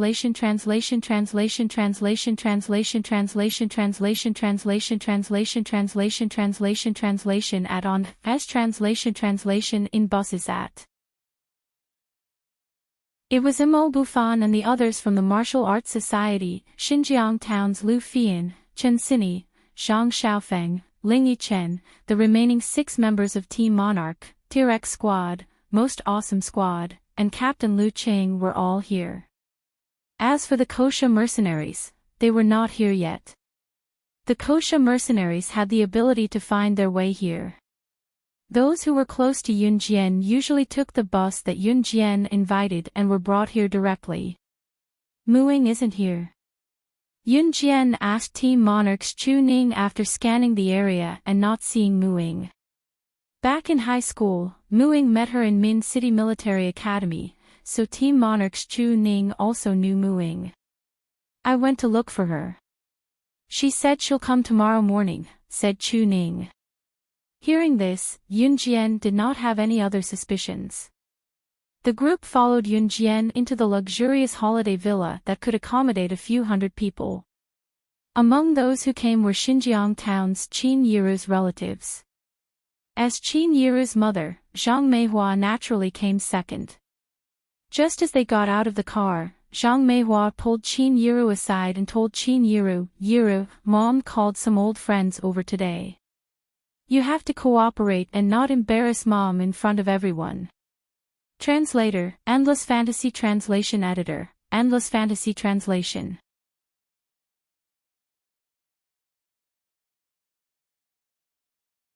Chapter 2559. Today, not only were Zhang Meihua's relatives present, she had also invited some of her younger and older friends. When one reached middle age or old age, they loved to brag about how rich their juniors were, where they had bought a few houses, how many betrothal gifts they had received from the groom when their daughter was married off, how grand the engagement party and wedding were, how rich the groom was, and how well their granddaughter had married. This was probably what Zhang Meihua's generation loved to brag about the most. When they were young, everyone loved to brag about the things of the younger generation. When they were old, there were also things that the elderly would brag about themselves. This was a path that everyone had to go through in life. Zhang Meihua had invited some of her close friends who she used to hang out with. She had wanted to show off how great her granddaughter was in front of them, so she had brought them along. Yunjian and Zhang Meihua had always been on bad terms.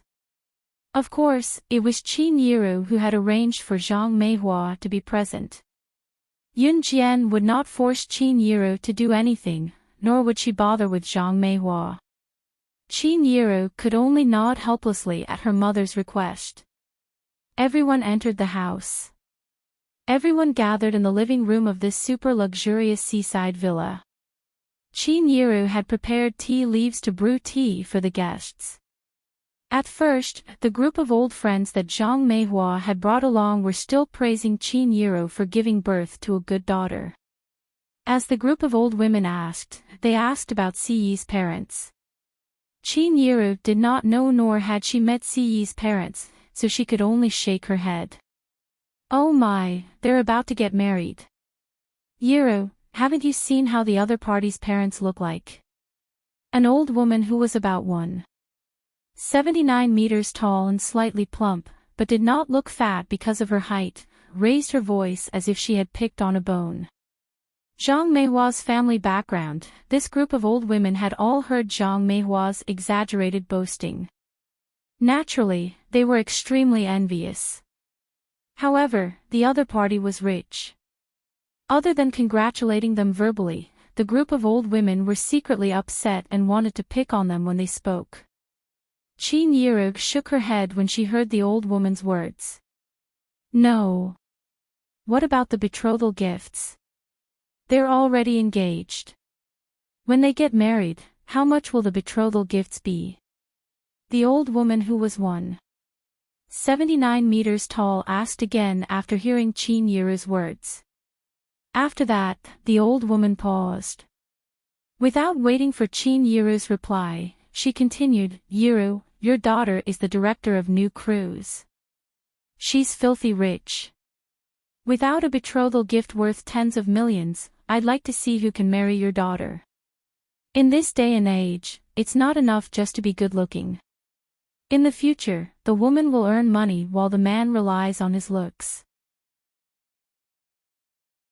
Sooner or later, they'll have to break up. This old woman with a height of 179 meters was called Wang Xuanfang. Wang Xuanfang was about the same age as Zhang Meihua. Wang Xuanfang was used to Zhang Meihua bragging about how great Yun Jian was in front of her.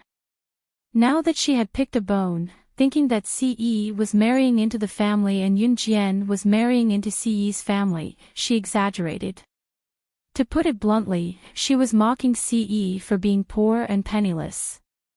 Yun Jian was amazing, but marrying a man who might not even be able to fork out the wedding money was enough to make her a laughingstock. There was no perfect person after all. Wang Xuanfang chuckled inwardly, thinking about exaggerating the matter when she went back. However, less than half a minute after Wang Xuanfang said those words, a cold and magnetic male voice suddenly sounded out. With lightning speed, he directly replied to Wang Xuanfang, Adam, pass down the order. After the engagement banquet starts tomorrow, all restaurants in Country Z will operate for 3 days free of charge to celebrate my and Xiao Jian's engagement. All expenses will be charged to my account.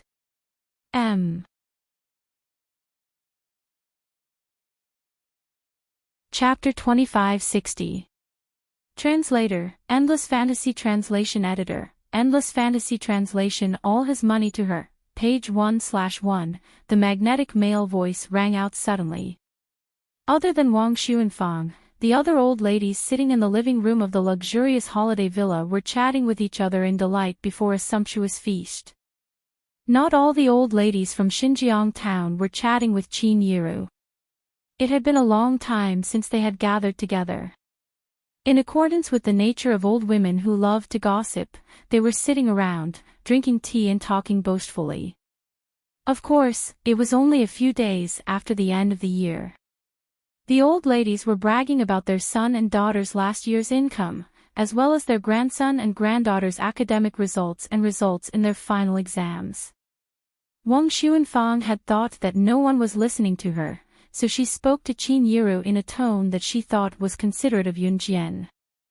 Who knew that right after Wang Xuanfang's last sentence about Yun Jian and Ce's falling apart sooner or later, Ce's reply was like a slap to Wang Xuanfang's face. As soon as he finished speaking, everyone present was completely stunned. Yes. Young master. It was only when Adam put away his frivolous smile and nodded at Ce as he walked out of the luxurious holiday villa to arrange the matter that everyone snapped back to reality. Oh. All the restaurants in the country will be open for free for 3 days. How much will this cost? Wang Xuanfang was stupefied. Her rosy cheeks were now glowing white as she listened to Ce's words. Wang Xuanfang didn't know how to react for a while. Sitting next to Zhang Meihua was a short old woman with yellowish skin and obvious wrinkles on her face that had been crushed by the passage of time. She was a little tanned. She was a shrewd and frightened old woman. All the restaurants in the country will be open for free for 3 days. Let's not talk about the whole country. Even in Longmen City, it'll cost at least tens of millions to open for free for 3 days. In Jia province, it'll cost at least hundreds of millions. It might even cost billions. If it's the whole country, then the short old lady's name was Rong Jiaoxian. She was almost 60 years old and was considered ugly among the group of old ladies. Rong Jiaoxian was a primary school teacher when she was young. She had a pension after retirement, so she was considered more authoritative among the group of old ladies and had led a decent life. She was considered a cultured person at best, but teachers who were usually fierce to their students when they were young were full of wrinkles when they were old. Rong Jiaoxian was one such example. What? Billions? When Wang Xuanfang heard the number of billions, she had already stood up with a swoosh. Her eyeballs were about to pop out of their sockets, and her face was green and purple. Is je province? Rong Jiaoxian said, is je province. The 2004 population in 2004 was. Even, was is translation is was translation was translation. Is. Was. I didn't know your son-in-law was so rich. But even if he's rich, he shouldn't be spending it like this. Ask him to take back his plan. No matter how rich he is, he'll go bankrupt if he spends it like this. Moreover, it's just an engagement. Can your daughter withstand such a grand occasion? Wang Xuanfang spoke to Qin Yiro after she recovered from her shock. She was trying to get Qin Yiro to talk CE out of it. Wang Xuanfang had thought that CE was not good enough for Yun Jian earlier, but now, she felt that Yun Jian was not worthy of CE marrying her with such a grand display. Moreover, CE would probably go bankrupt if he did this. He might as well give them more in return if he had so much money. However, Wang Xuanfang did not have the time to finish her sentence. Just as Wang Xuanfang said that, Shuang slammed his phone on the table without waiting for CE to step in. He glanced at Wang Xuanfang from the corner of his eye and repeated what CE had told him earlier. All restaurants in Country Z will be open for free for 3 days. You'll only need to spend 10 days of my young master's income. Young master's betrothal gift to young madam is that all the money and assets in young master's account will be given to young madam. Not a single cent will be left. Translator, Endless Fantasy Translation Editor, Endless Fantasy. Chapter 2561. Translator, Endless Fantasy Translation Editor, Endless Fantasy Translation Translator, Endless Fantasy Translation Editor, Endless Fantasy Translation. He would give her all of his money. Betrothal gifts were usually given by the groom to the bride. Usually, if the bride was having a hard time, she would keep some of it. Otherwise, she would return it all to the groom. To put it bluntly, it was CE's betrothal gift. It was all his savings over the years, including real estate and his company. The betrothal gifts were given by the groom to the bride. Of course, they would not all fall into Qin Yiru's hands but into Yun Jian's. If Yun Jian's family, Qin Yiru's family, was having a hard time, Qin Yiru's family would keep some of CE's betrothal gifts. If Qin Yiru's family was having a good time, CE's betrothal gifts would be returned in full. The more betrothal gifts the groom gave, the more glamorous the bride's wedding would be. In a village, if the groom gave a betrothal gift of up to 1,000,000 yuan as a formality, he would be considered a very wealthy family. Shuang confessed on behalf of CE. He would invite all the restaurants in the country to operate for 3 days for free, and it would only cost him 10 days of income. All of CE's money would be given to Yun Jian in the form of betrothal gifts. He would not hold anything back. This process would be completed during the engagement banquet and the wedding. What? Hearing Shuai Ying's words, Wang Xuanfang, whose butt was still firmly pressed against the bench, slipped and fell to the ground. Before she could get up, she exclaimed loudly with her eyes bulging. That, how much money is that? Young man, what do you do for a living? Let's not talk about Country Z. Even in the whole world, there isn't a woman who's more glamorous than your granddaughter's wedding. Rong Jiaoxian, a primary school teacher, rolled her eyes and almost fainted from shock. Zhang Meihua's face stiffened as well. As the director of new crews, Yun Jian had already given Zhang Meihua a lot of face. Zhang Meihua already felt that at Yun Jian's level, she would not be able to find a man of Yun Jian's age who was more outstanding than her. She had thought that Si Yi's wealth could not compare to Yun Jian's, but Zhang Meihua was smart. She knew that she did not have a good relationship with Yun Jian, so she did not dare to say anything about Yun Jian's matters.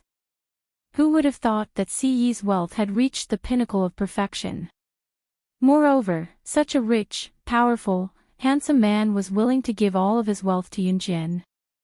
In this world, who else in the world could do that? Men were with the rich translation once, and Yun Jian and Yun Jian, Zhang. What about Si Yi? He was willing to turn all of his wealth into a rare treasure called love.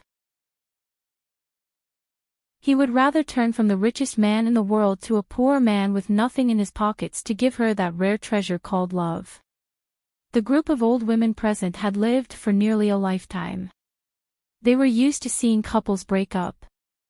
After getting married, they were still on guard against each other. They were also used to seeing people cheat on each other.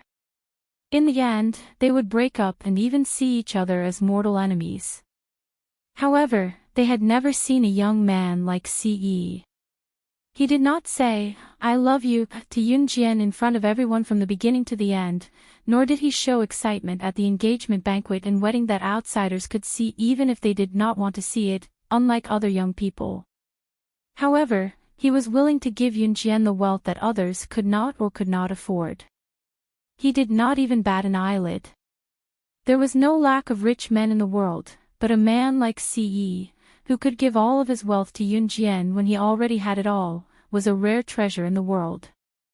He was using his actions to tell everyone present that he and Yun Jian were going to spend the rest of their lives together.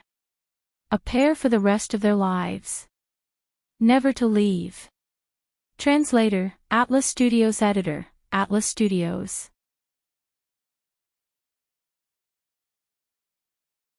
Chapter 2562. The engagement party was on the second day. It was already 11 p.m., and it was getting late. They still had to wake up early the next day.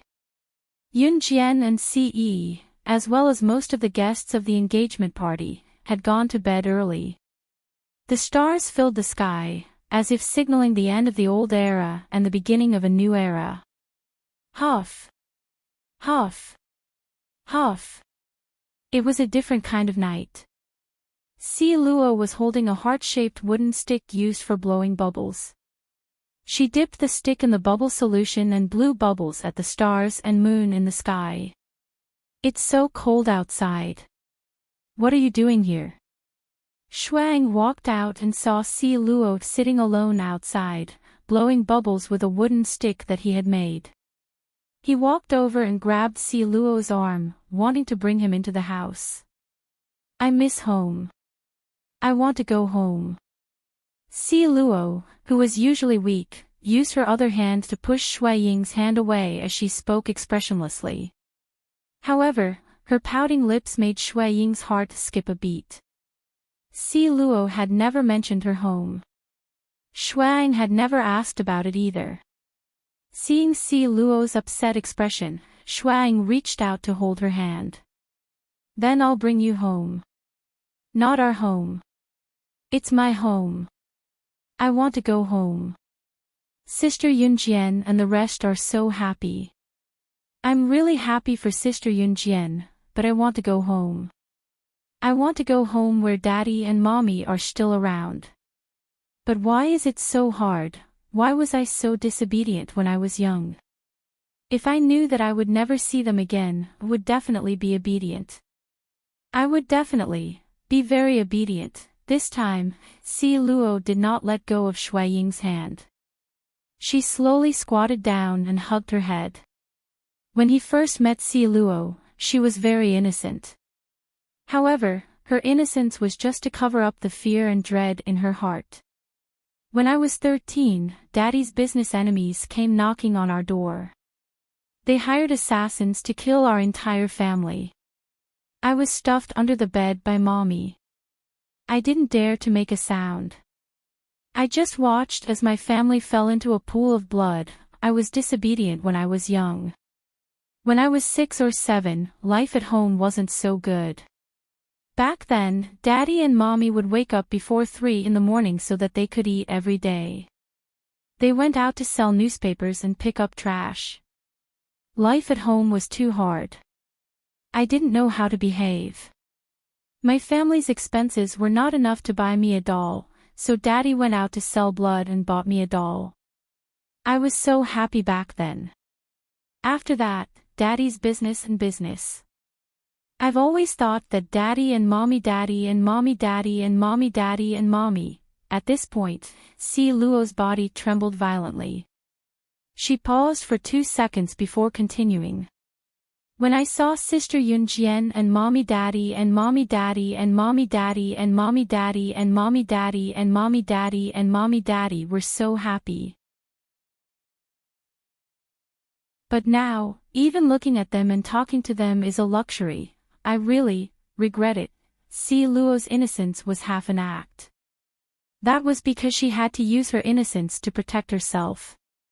Only now did Si Luo dare to open her heart to Shuang. When she was young, she didn't know how to behave. She thought that it was natural for her parents to treat her well. It was only after she lost them that she learned to cherish them. However, it was all too late. Shuang didn't say anything this time. He only reached out his long arms to pull Si Luo into his embrace when Si Luo buried his head in his sobs. In the future, it's my turn to protect you. My kindness to you is something you should accept.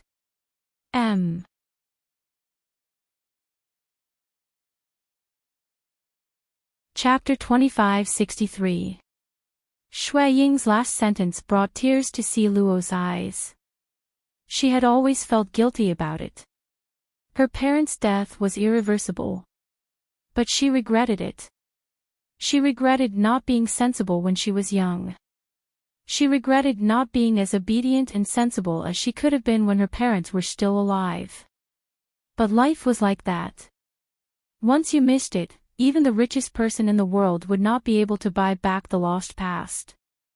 No one's kindness to you is something you should accept as a matter of course. Including her parents.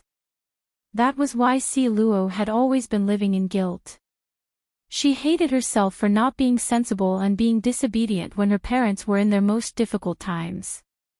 She blamed herself for not being able to repay them in time. But Shuang hugged her and said, "I'm good to you, so you should accept it." His kindness to her was something she should accept. She didn't need anything in return. Just like how her parents treated her. That sentence made Si Luo's eyes turn red. She could not hold back her tears anymore. She pretended to be naive in order to survive. Even though Si Luo pretended to be naive back then, she was only half sincere. That was why no one realized it. But now, she was truly touched by Shui Ying's words. She used to think of the world as her home. But after meeting him, it was as if she had returned to her parents' protection. It was so warm. She had to cherish and accompany you. She would scold your parents for wanting the best for you.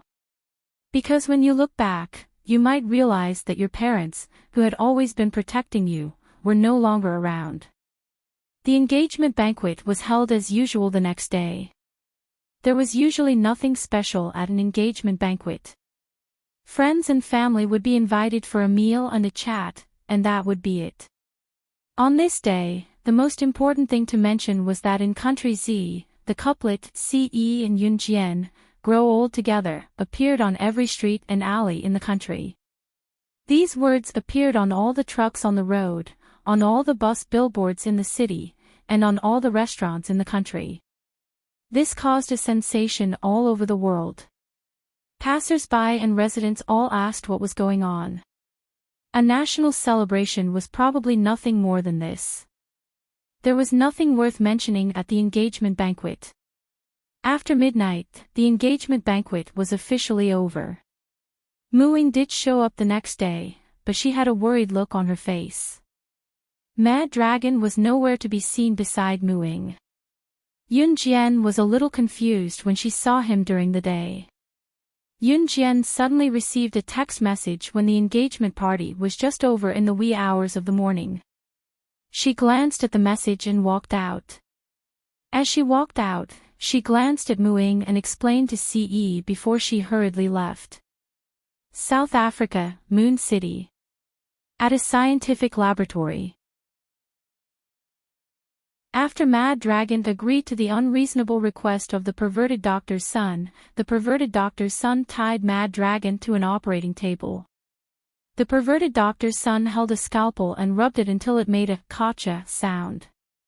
Mad Dragon, let's make a deal. As long as you give me your heart for an experiment, I'll save your woman.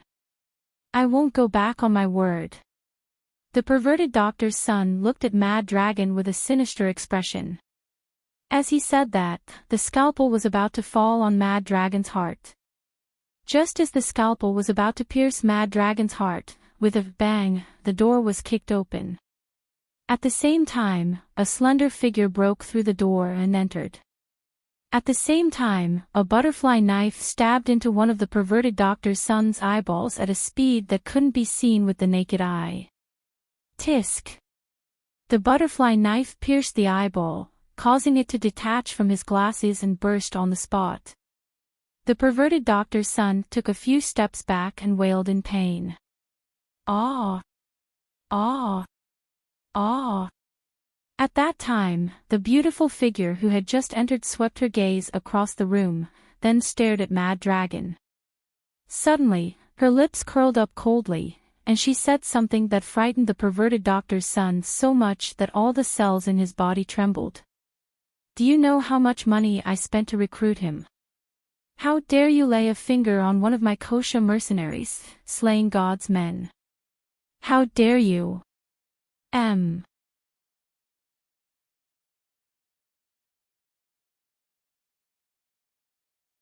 Like an obedient dog, the man covered his eye and crawled to the side of the laboratory. He took out a very old book from a hidden bookshelf at the back of the laboratory and hurriedly handed it to Yunjian. Here. I gave it to you. You said you'd let me go. After stuffing the book into Yunjian's hands, the crazy doctor's son crawled out. However, he wasn't even halfway out.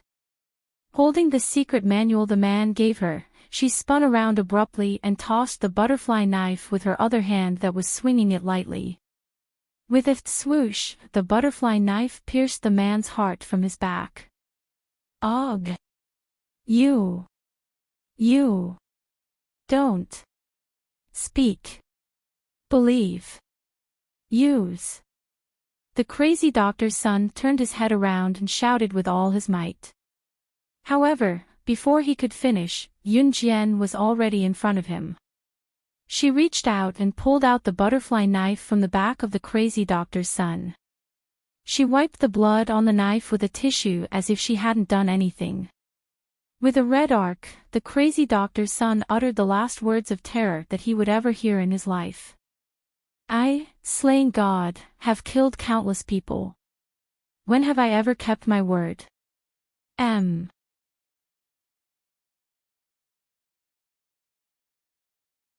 Chapter 2565.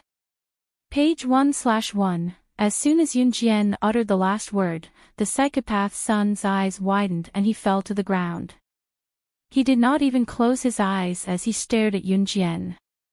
If one were to look closely, they would notice that his lips twitched in panic after he heard Yunjian's last word. His pronunciation was SS, the initials of slaying God. Cough. Why are you here?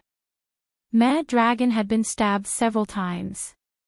He turned to glance at Yunjian and covered the blood that was flowing out of his wound. Mad Dragon was smart. He knew why Yunjian wanted the psychopath's son to bring the secret manual that the psychopath had left behind. That perverted PhD student had the habit of taking notes when he was alive, and all his knowledge and wealth were recorded in this secret book. This secret manual was the psychopath's diary when he was alive. With it, Yun Jian could concoct the medicine to save Mu Ying and maintain Mu Ying's life. Therefore, the psychopath's son's life and death were no longer important to Yun Jian and Mad Dragon. They walked out of the laboratory. Mad Dragon held the wounds on his body and suddenly stopped in his tracks. Can you promise me one thing? Mad Dragon coughed and asked. Tell me, Yun Jian had finished wiping the butterfly knife. Her eyes were fixed on it as she spoke calmly. Don't tell her that I was injured and that I asked for medicine for her. Don't tell her that I almost died. Mad Dragon pleaded. Yun Jian looked up and glanced at Mad Dragon for a second. The next second, she lowered her head expressionlessly and gave her silent consent. Work hard after you've recovered. The Kosha mercenaries don't keep idle people. That was a promise. Mad Dragon raised a brow and nodded. Yun Jian returned to Hubble Island in the early morning of the next day. The engagement banquet was never going to be lively because it was reserved for the wedding ceremony. The wedding ceremony was as lively as it could be. Yun Jian and Si Yi's wedding date was set. It would be held on the 1st of April, which was Yun Jian's birthday.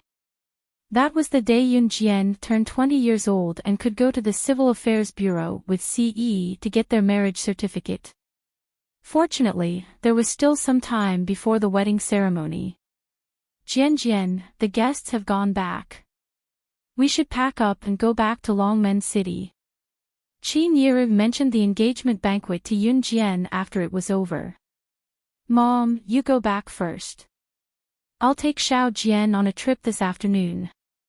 The engagement banquet had just ended, but Si Yi addressed Qin Yiru as Mom, naturally, sounding like he had practiced it thousands of times. After that, Si Yi kept a straight face as if he was afraid that the two troublesome children would tag along, but he added, "It's just me and Xiao Jian going on a trip." Qin Yiru knew that Si Yi did not want to bring the two children with him at once. She smiled and nodded. Okay. I'll take Yuan and Mingyu. Have fun. In the end, Si Yi's plan did not work out. Si Yi had planned to leave Hubble Island with Yun Jian, but the little boy had noticed them somehow. As if knowing that Si Yi was going to leave him and his sister behind to take Yun Jian out, the little guy scurried over and mumbled, "I'm not sure." "Yeah. Daddy. Let's pee together." Peeing together meant that they were going together. Once the little boy came out, the girl noticed that Yun Jian and Si Yi were leaving too. Both of them cried and threw a tantrum, so Yun Jian brought them along. On the bus to Country D, Si Yi's chiseled features were dark throughout the journey. Both children sat on Yun Jian's lap and babbled excitedly. They met a middle-aged man from Country Z along the way. Like Yun Jian and Si Yi, he was also bringing his family to India for a vacation.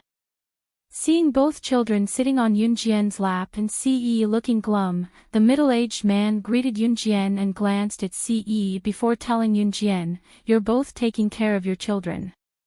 Is this the stepfather of the two children? It must be tough for you to take care of them alone. Young lady, it must be hard on you. I'm a parent too, I know how tough it is to take care of children." Translator, Endless Fantasy Translation Editor, Endless Fantasy Translation.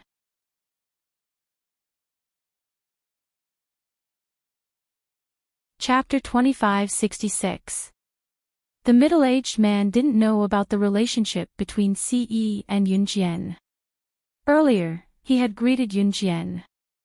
Now, he saw Si Yi sitting by the bus window, looking out of the window with an expression that said he didn't want to see the two children.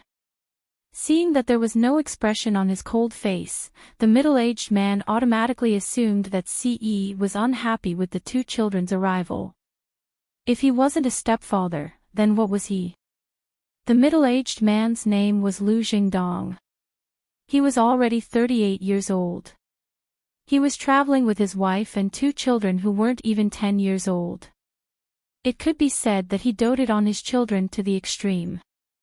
Lu Jingdong was the biological father of his children, so he always felt that a child's biological parents would definitely be extremely good to their children.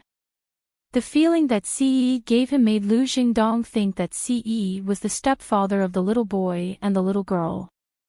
That was why he said those words. Lu Jingdong didn't mean to say those words. However, after he said those words, Ce's sharp black eyes glanced sideways at him. Seeing this, Lu Jingdong was so frightened that his body trembled and he didn't say anything else. By the time he reacted, Ce had already grabbed the clothes on the back of the little boy's back with one hand and pulled him onto his lap. From the beginning to the end, Ce didn't say a word. They're a married couple. Why the hell are you talking about stepfather? You're the stepfather. Lu Jingdong's wife was a very honest person based on her appearance. After hearing her husband's words, she reached out to grab Lu Jingdong's ear and gently twisted it. Then, she smiled at Yunjian. My husband is outspoken and speaks carelessly. Don't mind him, little girl. It's fine. Yunjian replied. Nonsense. Why are you still fooling around in the future? They're a loving couple. Lu Jingdong's wife patted Lu Jingdong and reprimanded him in her native dialect. Lu Jingdong scratched his head and really didn't say anything. Halfway through the bus ride, Lu Jingdong's wife started chatting with Yunjian out of boredom. Lu Jingdong's wife was called Qinmin. She was a very honest person. She had 2 children, a boy and a girl. Therefore, when he saw that Yunjian was young and had 2 children, 1 boy and 1 girl, he became interested and talked to Yunjian more. Yunjian and Ce's destination was the Golden Temple in D Country. The Golden Temple was a must-visit for tourists to D Country. The golden roof of the Golden Temple was built with 880 kilograms of gold. Its scale was very majestic. Upon hearing that Yunjian and Ce were also going to the Golden Temple, Qinmin hugged her 7-year-old daughter and said excitedly, "My family is also going there to play." It went smoothly. What a coincidence. In contrast to Qinmin's excitement, Yunjian merely blinked her eyes. When they arrived at their destination, Yunjian parted ways with Qinmin's family. D Country wasn't rich and the status of women in D Country was very low. Yunjian and Ce found a hotel to stay in. The Golden Temple was a world-famous tourist attraction, so very few people came to visit it. The hotel that Yunjian and Ce found was one of the bigger hotels. When they entered the hotel, they met a group of tourists from Z Country. There were also other groups from all over the world. After Yunjian and Ce checked in, the group of tourists from Z Country saw Yunjian and Ce. One of the people in charge of the tour walked over and said to Yunjian and Ce, "Hello, everyone. Hi, I'm the person in charge of the tour group.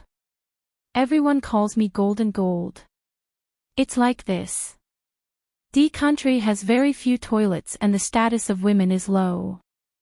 I see that there are 2 women in your family. It's a little dangerous to travel here alone. Are you interested in joining our tour group? Calm. Wonderful book house."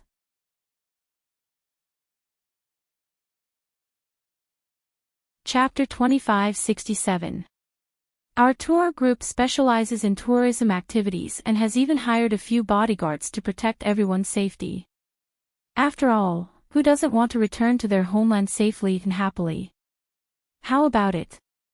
Do you want to join us? The person in charge of the tour group, who called himself Jean, took out a pack of cigarettes from his pocket and handed one to Ce while introducing the benefits. Needless to say, Jean was the person in charge of the tour group. When he saw Yunjian and Ce with the 2 children, he saw Yunjian and Ce as glowing silver. Hence, he hurried over and tried to pull Yunjian and Ce into the group. Unexpectedly, Yunjian and Ce ignored Jin and walked around him into the hotel room. Seeing this, Jin snorted and turned around. "Hey, brother, did you fail to get a guest?" "Huh, she doesn't even care about you. But that girl is really beautiful. That butt, that waist, if I can ride her a few times, I'll laugh out loud in my dreams." Jin turned around and saw a man who was slightly taller than Jin. However, his facial features were uglier than Jin's. "I don't like that guy." Jin glanced in the direction that Ce had left. He put the cigarette that he wanted to pass to Ce in his mouth, lit it, took a puff, and blew out the smoke. "Why? Do you want to do him?" "Brother, I'll follow you," the perverted man in front of Jin said. "TSK." Jin glanced at the perverted man and didn't reply. The original plan was to visit the Golden Temple the next day, so Yunjian went to bed early. At 3 in the morning, the little girl woke up because she wanted to pee. She cried and said the word "shoo." The little girl needed someone to look after her, so Ce stayed behind while Yunjian carried the little girl out. She also wanted to go to the toilet. Germany was a country that was extremely short of toilets. Women here could only go to the toilet twice a day, and they had to go to the toilet in pairs. After asking around, the news he got was that the toilet was 5 kilometers away from the hotel. The little girl was fine after she finished peeing outside the door. After sending the little girl back to the hotel, Yunjian walked out by himself. She planned to go to the toilet 5 kilometers away. Country D was such a country. There was an extreme lack of toilets. In Country D, the chances of women being raped when they went to the toilet in the middle of the night were quite high. Just as Yunjian walked out, she bumped into Chenmin, who was on the bus. "Hey, are you going to the toilet too? I heard that the toilet is 5 kilometers away. It's not safe for us to go there alone. So, I decided to go with everyone." Chenmin greeted Yunjian. Beside Chenmin were a few Z Country women who were traveling with the Z Country tour group. Since they were on the same path, Yunjian didn't refuse. When the group of people arrived at the toilet 5 kilometers away, they all rushed there. Oh my God! Even the toilet is 5 kilometers away in this godforsaken place. Luckily, I don't live in this godforsaken place. Otherwise, I would go crazy. One of the women said. Then, everyone started chatting. In the dark, Jin and the perverted man, who had followed them all the way here, accidentally discovered that Yunjian had come out alone. So, in order to vent their anger during the day, the two of them planned to lay their hands on Yunjian. I've attracted the group of old bachelors in town here. These women will probably lose their virginity. When the time comes, we'll cover our faces and no one will recognize us. We'll F***ck all the women. We'll also save money on finding a prostitute. How awesome! The perverted man said in a perverted voice. Shoo, lower your voice. She's coming out. Jin suddenly covered the perverted man's mouth. They saw Yunjian walking out of the toilet. The rest of the women also left the toilet. At the moment when everyone was ready to go back together, Yunjian, who had walked out of the toilet as if nothing had happened, suddenly raised her eyes. The pair of eyes under her bangs seemed to be stained with strange red streaks under the moonlight. Then, in front of all the women present, as well as Jin and the perverted man who were hiding in the dark, she immediately opened her mouth and said something that made everyone panic. You've been following us all the way. Are you still not planning to come out?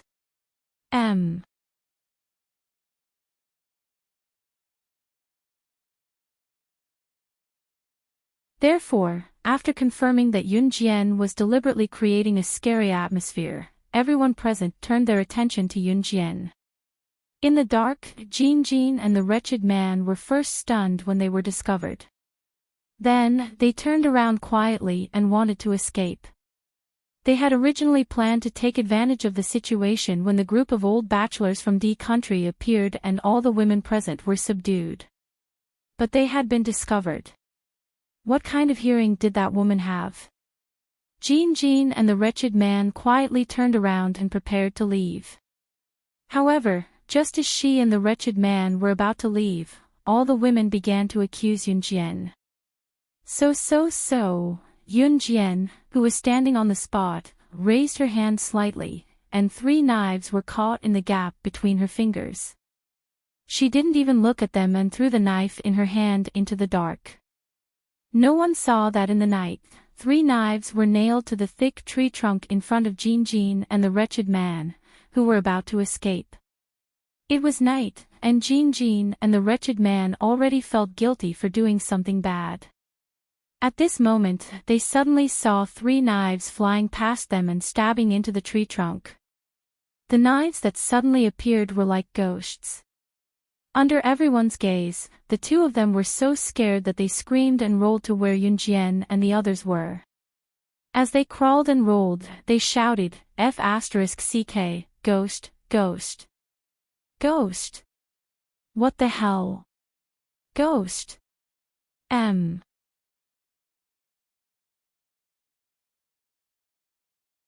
Chapter 2569. Translator, Endless Fantasy Translation Editor, Endless Fantasy Translation Translator, Endless Fantasy Translation Editor, Endless Fantasy Translation. 2 silhouettes suddenly sprung out from the dark forest, causing everyone who accused Yun Jian of scaring them to shudder. There's really someone. The woman holding her husband's arm was so scared that her face turned pale. She couldn't help but turn to look at Yun Jian. How did she know that someone was following them? Tour Guide Jean. Tour Guide Meng. Why are you here? Just when everyone was panicking at the sight of Jin and the wretched man rushing out from the dark, someone recognized them and asked in surprise. Cough. We saw that it was not safe for you to come out alone, so we followed you and planned to protect you from behind. I was planning to secretly escort you back. Jin reacted quickly. He quickly made up a story and spoke as if it was true. Then, Jin pushed the perverted man, who was tour guide Meng. Cough. Cough cough cough. Yes, yes. Tour guide Meng quickly said after being pushed by Jin. Tour guide Jean, tour guide Meng, you're so professional. Thank goodness I chose your tour group. The woman holding her husband's arm was grateful after hearing Jin and tour guide Meng's words. Everyone else also looked at Jin and tour guide Meng with gratitude. Yun Jian only glanced at Jin and the perverted man and didn't say a word. The next moment, her ears twitched and she said expressionlessly, "Someone's here, let's go immediately." Then, she didn't care if the people around her followed and left first. With the previous lesson in mind, the rest of the group quickly followed after Yun Jian. A minute later, a group of old bachelors from Country D arrived and realized that there was no one there. F***CK. Those 2 tour guides from Country Z dared to lie to us. We'll get him tomorrow. One of the old bachelors of Country D stomped his feet and spoke in Country D's language. Everyone quickly returned to the hotel. The next morning, Yun Jian carried the little girl. Ce carried the little girl and walked downstairs. Early in the morning, they prepared to leave for Country D's scenic spot, the Golden Temple.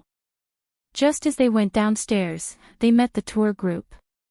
There was also Chen Min's family. Chen Min greeted Yun Jian. Yun Jian just nodded slightly.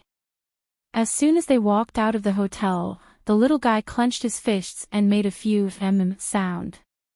Yun Jian naturally figured out the attributes of the little fellow and the little girl. Without exception, the little fellow's voice indicated that the little fellow had peed. Children don't know any better, so they pee directly on the diapers. Yunjian asked Ce to put the baby down on a clean step at the entrance of the hotel. She reached out to change the baby's diaper. Let me do it. Ce gently grabbed her wrist and personally changed the baby's diaper. He. The little guy was completely unaware that he had wet his own diaper. His hands and feet were like a turtle when it was turned over, climbing up and down left and right. He was so cute that people couldn't help but want to kiss his forehead. At this moment, Chen Min's family also walked out of the hotel. Seeing the little fellow's face, Chen Min couldn't help but say to Yunjian, "Your son is so handsome. He'll definitely be a handsome guy in the future." After hearing this, Yunjian politely thanked her.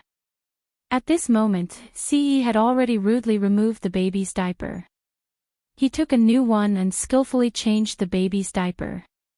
However, just as he was about to change the baby's diaper, the little fellow made another sound. A stream of urine sprayed onto Ce's face like a fountain. Translator, Henyi Translations Editor, Henyi Translations. You're tuning into the LoveLore Library YouTube channel.